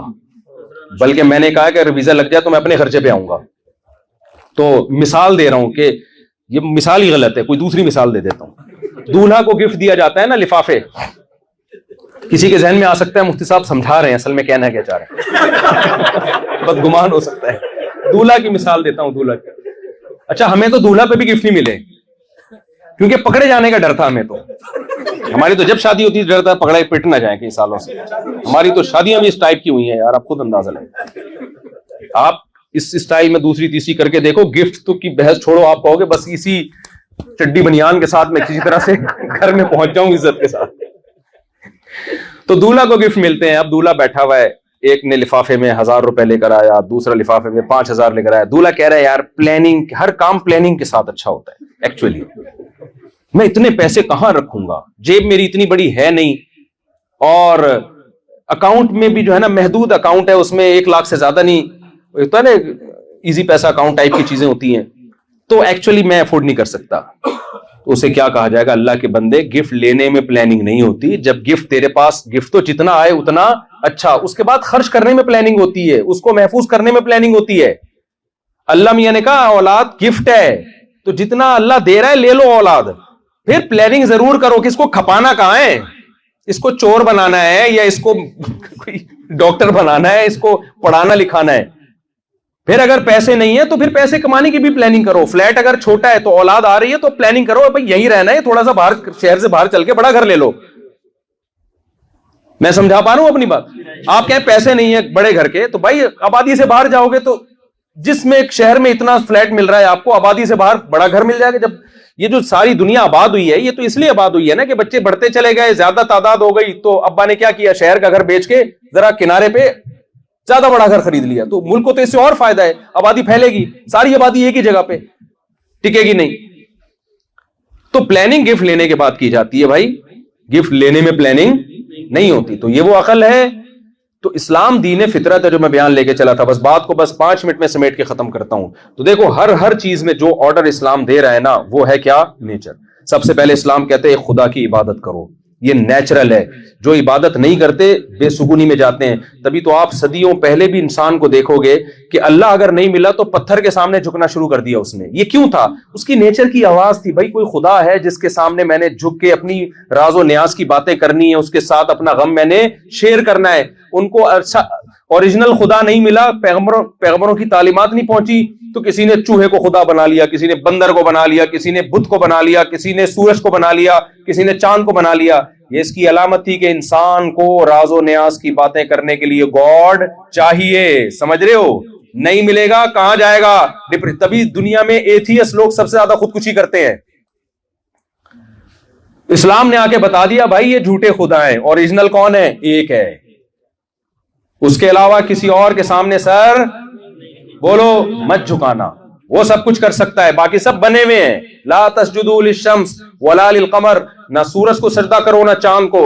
واسجدوا للہ الذی خلقہن، اس کو کرو جس نے ان دونوں کو پیدا کیا ہے. تو یہ کس نے ہمیں نیچر پہ لے آیا؟ اسلام. پھر عبادت کا اسٹائل کیا ہونا چاہیے؟ دنیا کے جتنے مذاہب ہیں اس سے بھی عاجز ہیں، کیونکہ وہ خود بتا رہے ہیں. تو کسی نے کہا یوں کرنا ہے، کسی نے کہا یوں کرنا ہے، کسی نے کہا لٹھ نکال لی یہاں سے، آدھا سر منڈانا ہے آدھا باقی رکھنا ہے، کسی نے کہا کپڑے پہننے کا تکلف کرو گے تو خدا ناراض ہو جائے گا، بغیر کپڑوں کے گھومو آپ. دنیا میں مختلف مذہبوں میں مذہبی رہنماؤں کے الگ الگ اسٹائل ہیں. کسی نے کہا کرالنگ کر کے عبادت خانے میں جاؤ گے تو ثواب ملے گا. وہ ایک شہر سے دوسرے شہر کرالنگ کر کے جا رہا ہے. ٹانگیں کیوں پیدا کی بھائی اللہ نے؟ چلنے کے لیے. وہ کہہ رہا نہیں، اللہ خوش ہوتا ہے ٹینشنوں میں اپنے آپ کو ڈال. ایک صحابی نبی کے پاس آئے، انہوں نے کہا میں اللہ کو خوش کرنے کے لیے کبھی گوشت نہیں کھاؤں گا، میں سبزیوں پہ گزارا کروں گا. ایک نے کہا کہ میں ہمیشہ بھوکا رہوں گا، بس بقرہ دودھ کھاؤں گا پھر اگلے دن روزہ، پھر کھاؤں گا پھر اگلے دن روزہ، روزوں پہ روزے. تو آپ صلی اللہ علیہ وسلم نے کیا فرمایا کہ میں تم میں اللہ سے زیادہ ڈرنے والا ہوں، میں تو روزہ بھی رکھتا ہوں کھاتا بھی ہوں، میں تو گوشت بھی کھاتا ہوں. کیا مطلب؟ اپنی طرف سے آپ خدا کو خوش کرنے کی کوشش کرو گے تو سیدھے راستے پہ چلنے کے بجائے سیدھے راستے سے ہٹ جاؤ. دیکھو پادریوں نے کیا کیا، انہوں نے کہا کہ بھائی ہم شادی بیاہ سے دور رہیں گے کیونکہ نکاح جو ہے ظاہر ہے آپ کی خواہش پوری کرنے کا ذریعہ ہے، تو ہم اپنی تمام خواہشات کا گلا گھوٹیں گے جس سے اللہ کیا ہو جائے گا؟ خوش. یہ انہوں نے انجیل کی تعلیمات پہ عمل نہیں کیا بلکہ اپنی عقل کا غلط استعمال. اس عقل کا غلط استعمال کیا، اس کے کیا سائیڈ ایفیکٹ سامنے آئے. نسلیں ختم ہونا شروع ہو گئیں، پھر فحاشی پھیلنا شروع ہو گئی. تو یہ سب چیزیں اپنی بنائی ہوئی ہیں انسان کی. یہاں بھی اسلام دین فطرت ہے. اس نے کہا نا نا نا نا نا، اللہ تم سے لذتیں نہیں چھڑواتا، کیونکہ اگر اللہ نے لذتیں چھڑوانی ہوتی تو یہ تو ہم نے پیدا انسانوں کے لیے کی ہیں، اور ہم تمہیں نعمت کے طور پہ بیان کرتے ہیں. اس انار کو دیکھو کیسے ہم نے پیدا کیا، اس کو کیسا بنایا ہم نے. کھاتے ہو شکر کیوں ادا نہیں کرتے؟ تو کھاؤ گے تو شکر ادا کرو گے نا. دودھ کی مثال دی اللہ تعالیٰ نے، گوشت کی مثال دی اللہ تعالیٰ نے، ساری مزے کی چیزوں کی اللہ نے قرآن میں مثالیں دی ہیں اور بتایا ہے کہ میں نے تمہارے لیے پیدا کی ہیں. تو اوائڈ کرنے کا حکم اگر ہوتا تو اللہ ہمارے لیے پیدا کیوں کرتا؟ لیکن ایک لمٹ. اللہ نے کہا دیکھو کھانے پینے کی دو طرح کی، there are two types of خوراک. خوراک کی کتنی قسمیں ہیں؟ دو قسمیں. کچھ خوراکیں ایسی ہیں جو انسانوں پہ سوٹ نہیں کرتی، وہ درندوں کے لیے بنائی گئی ہیں. انسان مہذب ہے تو حلال اور پاکیزہ چیزیں کھائے گا، گندی اور ناپاک چیزیں نہیں کھا سکتا. تبھی جتنے حشرات الارض وہ سارے حرام کر دیے. آپ کیڑے نہیں کھا سکتے پروٹین کے لیے. اب دیکھو غیر مسلم کیا ہے، وہ خوراک میں بس یہ دیکھے گا یہ اس میں پروٹین ہے یا نہیں ہے، طاقت ہے یا نہیں. یہ ڈاکٹر کی فیلڈ ہے. مذہب اس سے آگے جائے گا. مذہب کہے گا نا نا نا، یہ انسانوں کے کھانے کی ہے، یا اگر چھپکلی آپ کو وہ کھانے کے بعد صحت اچھی ہو رہی ہے تو کیا حلال ہو جائے گی چھپکلی؟ کیوں بھائی؟ یہ انسانوں کے کھانے کی چیز، یہ خبائث میں، یہ مکروہ اور ناپسندیدہ چیزوں میں شامل ہے. تو اللہ میاں نے کہا جو مردار جانور ہو جائے، جو جانور اپنی موت مر جائے، اس کو مت کھانا جب تک ذبح ہو کے اس کا بلڈ اس کے باڈی سے نہیں نکالا جاتا. اس وقت تک وہ انسانوں کے کھانے کی، وہ کتے بلی کھائیں گے، انسان بولو نا نہیں کھائیں گے. آپ سب کچھ ہی کھا جاؤ یار. پھر اللہ میاں نے کہا دو قسم کے، ایک ہے اکل الحرام اور ایک ہے الاکل الحرام. مولوی صاحب بیٹھے اس کا مطلب سمجھتے ہیں. اسلام نے دو پابندیاں لگائی ہیں. ڈاکٹر ایک پابندی لگاتا ہے صحت کے لیے نقصان دہ تو نہیں کھاؤ، فائدہ مند ہے تو کھا جاؤ. وہ کہے گا لڈو وہ کھائے جس کو شوگر نہیں ہے، جس کو شوگر ہے وہ لڈو نہ کھائے وہ. لیکن اللہ میاں نے ایسی پابندیاں لگائی ہیں جو انسان کو انسان بنانے کے لیے ضروری ہے. اللہ میاں نے کیا کہا؟ دیکھو جانور جب تم کھاؤ گے تو اکل الحرام اور الاکل الحرام کا کیا مطلب؟ ایک چیز ایسی ہے جو ہے ہی حرام، وہ کبھی حلال ہو نہیں سکتی، جیسے سور کا گوشت ہے، کتے کا گوشت ہے، چھپکلیاں، چوہے. یہ آپ اگر لوگوں کو قرآن پڑھا کر جو ان سے اجرت لے رہے ہو نا، اس سے بھی اگر چوہا خرید کے کھاؤ تو حلال بولو، کیونکہ ہے ہی گندا پلید. خنزیر ہے ہی پلید، نہیں کھا سکتے آپ، انسانوں کے کھانے کی چیز نہیں ہے یہ. دوسری چیز ہے، کچھ چیزیں اپنی ذات کے اعتبار سے حلال ہیں، لیکن تم جن پیسوں سے خرید کے کھا رہے ہو، ان پیسوں سے جب خرید کے کھاؤ گے تو حلال بھی کیا بن جائے گی؟ حرام. مثال کے طور پر آپ کے ابا کا انتقال ہو گیا اور بہنوں کی جائیداد آپ پی گئے. بہن کا پلاٹ تھا، وہ آپ نے بیچ کے پیسے رکھ لیے. اب ان پیسوں سے آپ مدینہ کی کھجوریں خرید کے کھا رہے ہو، جیسے کہ لوگ کھا رہے ہوتے ہیں. کیونکہ میں نے اکثر دیکھا ہے حج پہ جو جا رہا ہوتا ہے نا، مجھے لگا ہوتا ہے ابا کا نیا نیا انتقال ہوا ہے اور پوری وراثت اس کو ملی ہے، تبھی بڑے مزے سے حج کرنے جا رہا ہے. ہر حاجی سے بدگمان نہ ہو، لیکن میرے پاس رپورٹیں ہیں. ایک صاحب مسجد کے چندے سے پیسے کھا کے عمرہ کرنے چلے گئے. عجیب بات ہے یار، تو عمرہ کرنے تو یار کم از کم چندہ کھا کے نہ جائے یار. تو اب وہ کھجور خرید کے کھا رہا ہے، زمزم خرید کے کھا رہا ہے. تو یہ کیا ہے؟ یہ الاکل الحرام ہے. کیا مطلب؟ یہ عقل ہی حرام ہے، چیز حرام نہیں ہے، اس کا کھانا کیا ہے؟ یہ حرام ہے. کیوں؟ آپ ناجائز پیسوں سے کھا رہے ہو. یہ دو پابندیاں کس نے لگائی ہیں؟ اسلام نے. دنیا میں دیکھو، حکومت جب قانون بناتی ہے تو لیگل اور انلیگل تو ہوتا ہے، حلال و حرام نہیں ہوتا. حلال و حرام کس کا ٹاپک ہے؟ مذہب کا. اگر آپ مذہب سے دستبردار ہو جاتے ہو تو حلال حرام کی ساری بحث آپ کی ایک طرف. پھر آپ کتے کھاؤ، پھر آپ چوری کے پیسوں سے زمزم پیو. قانون پکڑ لے گا تو ٹھکائی ہو جائے گی، نہیں پکڑے گا تو وہ کیا ہو جائے گا؟ سب جزو بدن بن جائے گا. تو آپ کو انسان بننے کے لیے، فطرت پہ چلنے کے لیے اسلام کے علاوہ آپ کے پاس کوئی آپشن نہیں ہے. اس لیے میرے بھائی، اسلام کا جو ایک پورا نظام ہے، آلٹرنیٹ جو اسلام نے پیش کیا ہے دنیا کے نظام سے ہٹ کے، اسی میں ہمارے لیے نجات ہے. اور آپ ان جن ملکوں میں رہتے ہو، ان کا بہت بڑا احسان ہے کہ یہ اسلام پہ چلنے میں رکاوٹ نہیں ہے آپ کے لیے. مجھے پتا چلا یہاں اسکولوں میں مسلمان بچوں کو نماز کا ٹائم دیا جاتا ہے، ہمارے ملک میں نہیں دیا جاتا. اسلامی کنٹری میں بچے بتا رہے ہوتے ہیں ہماری کلاس ٹائم ہے، نماز کا ٹائم ہے، ٹیچر ہمیں نماز پڑھنے نہیں دیتے. دفتروں میں ہمارے یہاں نہیں، یہاں دیا جا رہا ہے دفتروں میں نماز کا ٹائم. اور بچوں کو یہاں، مسلمان بچوں کو حلال اگر وہ کھانا چاہیں تو حلال ان کو میسر ہے. تو کتنی آسانی ہے بھائی. ہمارے یہاں بھی حلال ہے، لیکن ہمارے یہاں جو حلال ہے نا، وہ الاکل الحلال مشکل ملے گی آپ کو. ہوگا حلال مگر پتہ نہیں کن پیسوں سے ہوگا. وہ وہی مثال ہے نا، میں مثال دیتا ہوں. ایک آدمی نے مرغی چوری کی، الٹی طرف سے ذبح کر رہا تھا. کسی نے کہا بھائی ادھر سے ذبح کرنے سے حرام ہو جاتی ہے. اس نے کہا پہلے کون سا حلال تھی وہ؟ میرے اس بیان میں یہ کئی دفعہ چٹکلا سنایا نا، تو کسی نے اس پہ اعتراض کیا، مفتی صاحب فرق ہے، چوری کی مرغی اگر ذبح کر کے کھائے گا تو چوری کا گناہ تو ملے گا، لیکن گوشت تو حلال ہو، وہ مرغی تو، اور الٹی طرف سے ذبح کرے گا تو چوری بھی اور الٹا حرام بھی. تو میں اس کو تو میں نے جواب نہیں دیا، آپ کو میں جواب دے رہا ہوں. اتنی سینس الحمدللہ ہم میں بھی ہے. تو چٹکلے کو چٹکلا ہی سمجھا کرو، اس کی زیادہ تحقیق میں رپورٹوں میں جا کے اتنے کمنٹس مت کیا کرو. ہمیں پتہ ہے یہاں سے اور یہاں سے چوری کی مرغی میں بھی فرق ہے، لیکن سمجھانے کے لیے تو بولنے دو یار. تو اتنے بڑے بڑے فنٹر پاکستان میں پڑے ہوئے ہیں نا، پورا اس کا اینالائز کرنا شروع کر دیتے ہیں، تجزیہ کرنا شروع کر دیتے ہیں، اور پھر ہمیں سمجھانا شروع کر دیتے ہیں. آپ کو یہ فرق نہیں پتا، آپ مفتی ہو، آپ عالم ہو، آپ نے بھائی ہمیں بچے کو پتا ہے تو ہمیں بھی انشاءاللہ امید ہے. ہم نہیں کہہ رہے بہت بڑے کوئی فنٹر ہیں ہم، اتنا تو پتہ ہی ہوتا ہے سب کو، لیکن ہے تو پھر بھی حرام نا، چاہے یہاں سے کاٹو یا بس بتانا یہ مقصد ہے. گناہ سے پھر تھوڑی بچو گے، کیونکہ مرغی چوری کی ہے تو چوری کا تو آپ زمزم بھی پیو گے، وہ بھی کیا ہوگا؟ حرام ہوگا آپ کے لیے. تو اس لیے میرے بھائی، اب میں نے جو آیت پڑھی تھی بس میں 2 منٹ میں سمیٹتا ہوں. فطرت اللہ التی فطر الناس علیہا. محمد صلی اللہ علیہ وسلم نے 1400 سال پہلے یہ دعویٰ کیا کہ اسلام وہ فطرت ہے جس پہ میں نے لوگوں کو پیدا کیا ہے. تو اب آپ کو پتہ چل گیا کہ جو اسلام سے دور ہوں گے کبھی بھی سکون حاصل نہیں کر سکتے، نہ دنیا میں، آخرت میں تو ویسے ہی بیڑا غرق، دنیا میں بھی نہیں ملے گا. اور جو اسلام پہ چل رہے ہیں، سکون صرف اور صرف اور صرف ان کے حصے میں آئے گا. کیوں؟ اس لیے کہ آرگینک ہے، فطرت ہے. نیچر کیا ہوتی ہے؟ آرگینک میں نیچر ہے. تو بالکل ایسے ہی جیسے جو کھجور اور زیتون اور اونٹنی کا دودھ پی رہا ہے، اس کی 4 بیویاں بڑھاپے میں بھی آ کے اپنے بوڑھے شوہر کے خلاف کیس کر رہی ہیں. اور جو ڈبے پہ آ گیا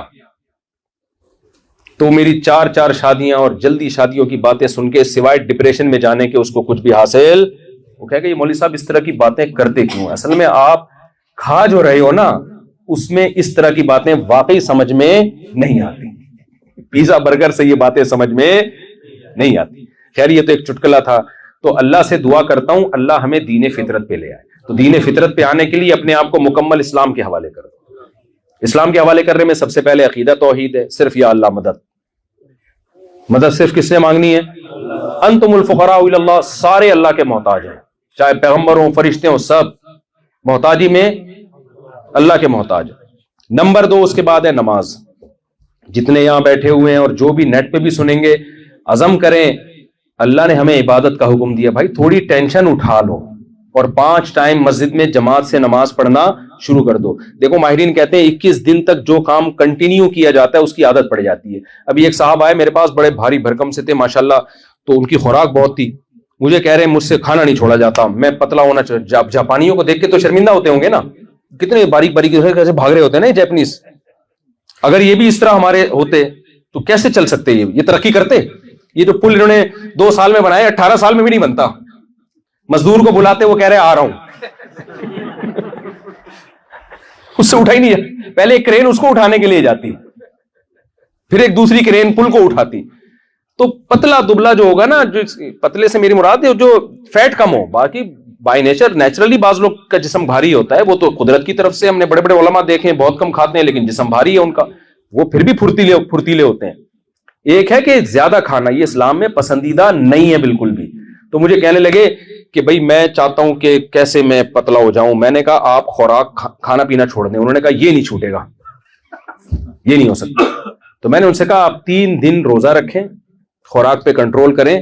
3 دن میں نا بڑی ٹینشن سے نکل آتا ہے انسان، یہ ایسی چیز ہے آپ 3 دن نہ کھائیں نا تو 3 دن کے بعد 3 دن تک بہت ٹینشن ہوگی، کہ 3 دن کے بعد وہ ٹینشن آپ کی 50% بلکہ 75% کم ہو جائے گی۔ سمجھ رہے ہو کہ نہیں سمجھ رہے؟ 75% کم ہو جائے گی 3 دن کے بعد، عادی ہونے لگے گا باڈی۔ دیکھو ہم جب روزہ رکھتے ہیں رمضان میں، پہلا روزہ، دوسرا، تیسرا مشکل، اس کے بعد پتہ ہی نہیں چلتا عید کے چاند کا اعلان ہو جاتا ہے۔ پہلے میں تھوڑی مشکل ہوتی ہے، تو 3 دن۔ پھر میں نے کہا جب 21 دن آپ خوراک پہ کنٹرول کرو گے، روٹی چاول اور یہ آلو چھوڑ دو گے، ہر ایک کے لیے چھوڑنے کا حکم نہیں ہے روٹی چاول، جو کیونکہ لوگ کہتے ہیں آپ تو گندم کے بڑے فضائل بتاتے ہو، جو گول ہو چکے ہیں ان کی بات کر رہا ہوں میں، تو جن کی لمبائی چوڑائی برابر ہو چکی ہے۔ تو میں ان سے کہتا ہوں بھائی ڈاکٹر کہتے ہیں، ہم کیا کہتے ہیں، ماہرین کہتے ہیں 21 دن تک آپ خوراک پہ کنٹرول کر لو، 3 دن میں تو بڑی ٹینشن ختم ہو جائے گی۔ 21 دن کے بعد یہ ہوگا کہ آپ یوز ٹو ہو جاؤ گے، پھر آپ سے کھایا ہی نہیں پھوڑا ہی نہیں جائے گا آپ سے، جیسے پھوڑ رہے ہو نا، پھر آپ کو لگے گا یار میں، یعنی عادت ہو جائے گی آپ۔ اور 40 دن تو انف ہے، اینڈ ہے۔ تو آپ بھی جماعت کی نماز آپ 3 دن تکبیر اولیٰ سے پڑھیں، تو 50% ٹینشن جو نماز نہ پڑھنے سے جو آپ کو ٹینشن ہو رہی تھی نا عادت، وہ انشاءاللہ 3 دن میں کیا ہو جائے گی، کافی حد تک ختم۔ اور پھر 21 دن پابندی اور 40 دن پابندی کر لینا تکبیر اولیٰ کی، زندگی بھر انشاءاللہ آپ کو نماز کی عادت۔ اور اس کے لیے آسان طریقہ ہے، تبلیغ میں نکل لو، یا سہروزے کی جماعت لگا لو یار، 3 دن تکبیر اولیٰ سے کتنا آسان ہو جائے گا۔ اور پھر چلہ لگا لو، اور 4 مہینے میں بیڑا پار ہو جائے گا انشاءاللہ، ٹھیک ہے نا۔ بہت تو کچھ کرنا پڑے گا میرے بھائی، جس ماحول میں انسان گمراہ ہوتا ہے اسی ماحول میں انسان سدھرتا نہیں ہے۔ سدھرنے کے لیے انوائرمنٹ اور ماحول تھوڑا سا چینج کرنا پڑتا ہے۔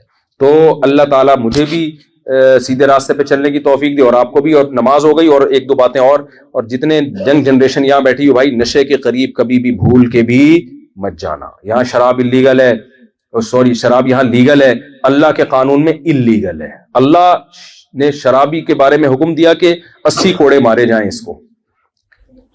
گورنمنٹ کا کام ہے آپ خود نہ کسی کو پیٹنا شروع کر دیں۔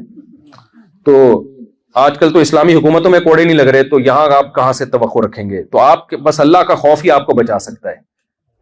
اللہ کو بہت سخت نفرت ہے شراب پینے سے، تو اپنے آپ کو ان ایکٹیویٹیز سے بچاؤ۔ اور میرے بھائی میں تو ڈنکے کی چوٹ پہ کہتا ہوں، لوگ ناراض ہوتے ہیں، گرل فرینڈ کی طرف مت جاؤ۔ یہاں کا کلچر ہے گرل فرینڈ، کوئی لڑکی آپ کے قریب آتی ہے آپ بولو بھائی نہیں، ہمارے مذہب میں خدا کے قانون میں کیا ہے، یہ حرام۔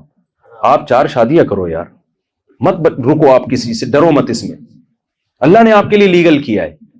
اور ویسے بھی میں یہاں بیان کر کے آیا ہوں نا, بیچارے جاپان کے لوگ تو چاہ رہے ہیں کہ نسل بڑھے یہاں پہ, اور پیسے مل رہے ہیں بچہ پیدا کرنے پر. وہ تو کہہ رہے ہیں بھلے یہاں کا نیشنل کوئی بھی ہو, یہ ان کی خوبی ہے کہ ان میں قوم, یعنی اس طرح کی قوم پرستی کے دوسرے کو نیچا کرنا, یہ والی قوم پرستی ان لوگوں میں نہیں ہے.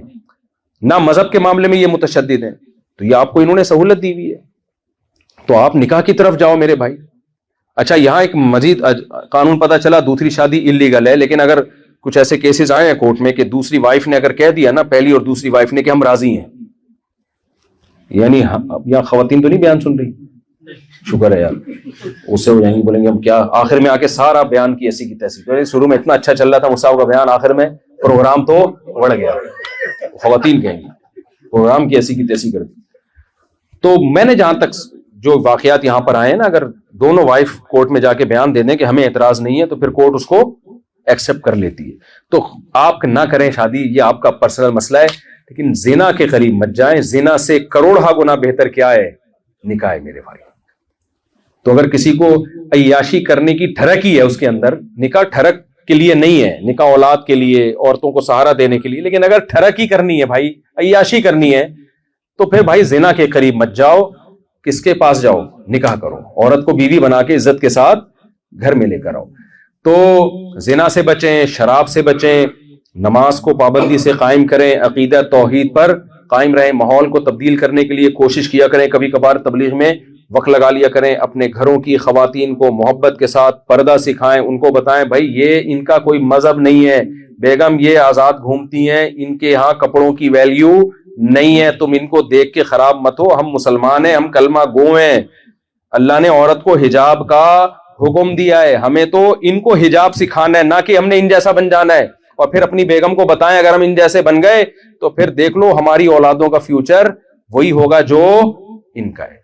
یہی بچے کل ہمیں نکال دیں گے گھر سے, 18 سال کے ہو کے ہمیں ٹاٹا کر کے چلے جائیں گے. لیکن لبرل انٹیاں جو ہے نا وہ کہتی ہیں چلے جائے, کیا ہو جائے گا اس سے, ایکچولی اس سے کیا, جب ہوگا نا وہی ہوا تھا جو اس کو ہوا ہے, جب ہوگا تو پھر یہ باتیں نہیں کرو گی, ہوگی یہ کیا ہے, یہ مجھے کوئی, پھر رینٹ پہ بندہ منگواؤ گی تنہائی دور کرنے کے لیے, کوئی خاتون منگواؤ گی رینٹ پہ گپ شپ لگانے کے لیے, ایسا ہی ہوتا ہے نا.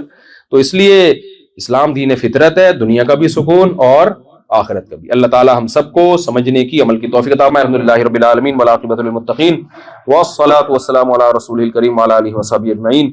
ربنا آتنا فی الدنیا حسنۃ وفی الآخرۃ حسنۃ وقنا عذاب النار. صلی اللہ تعالی علی خیر خلقہ محمد وعلی آلہ وصحبہ اجمعین.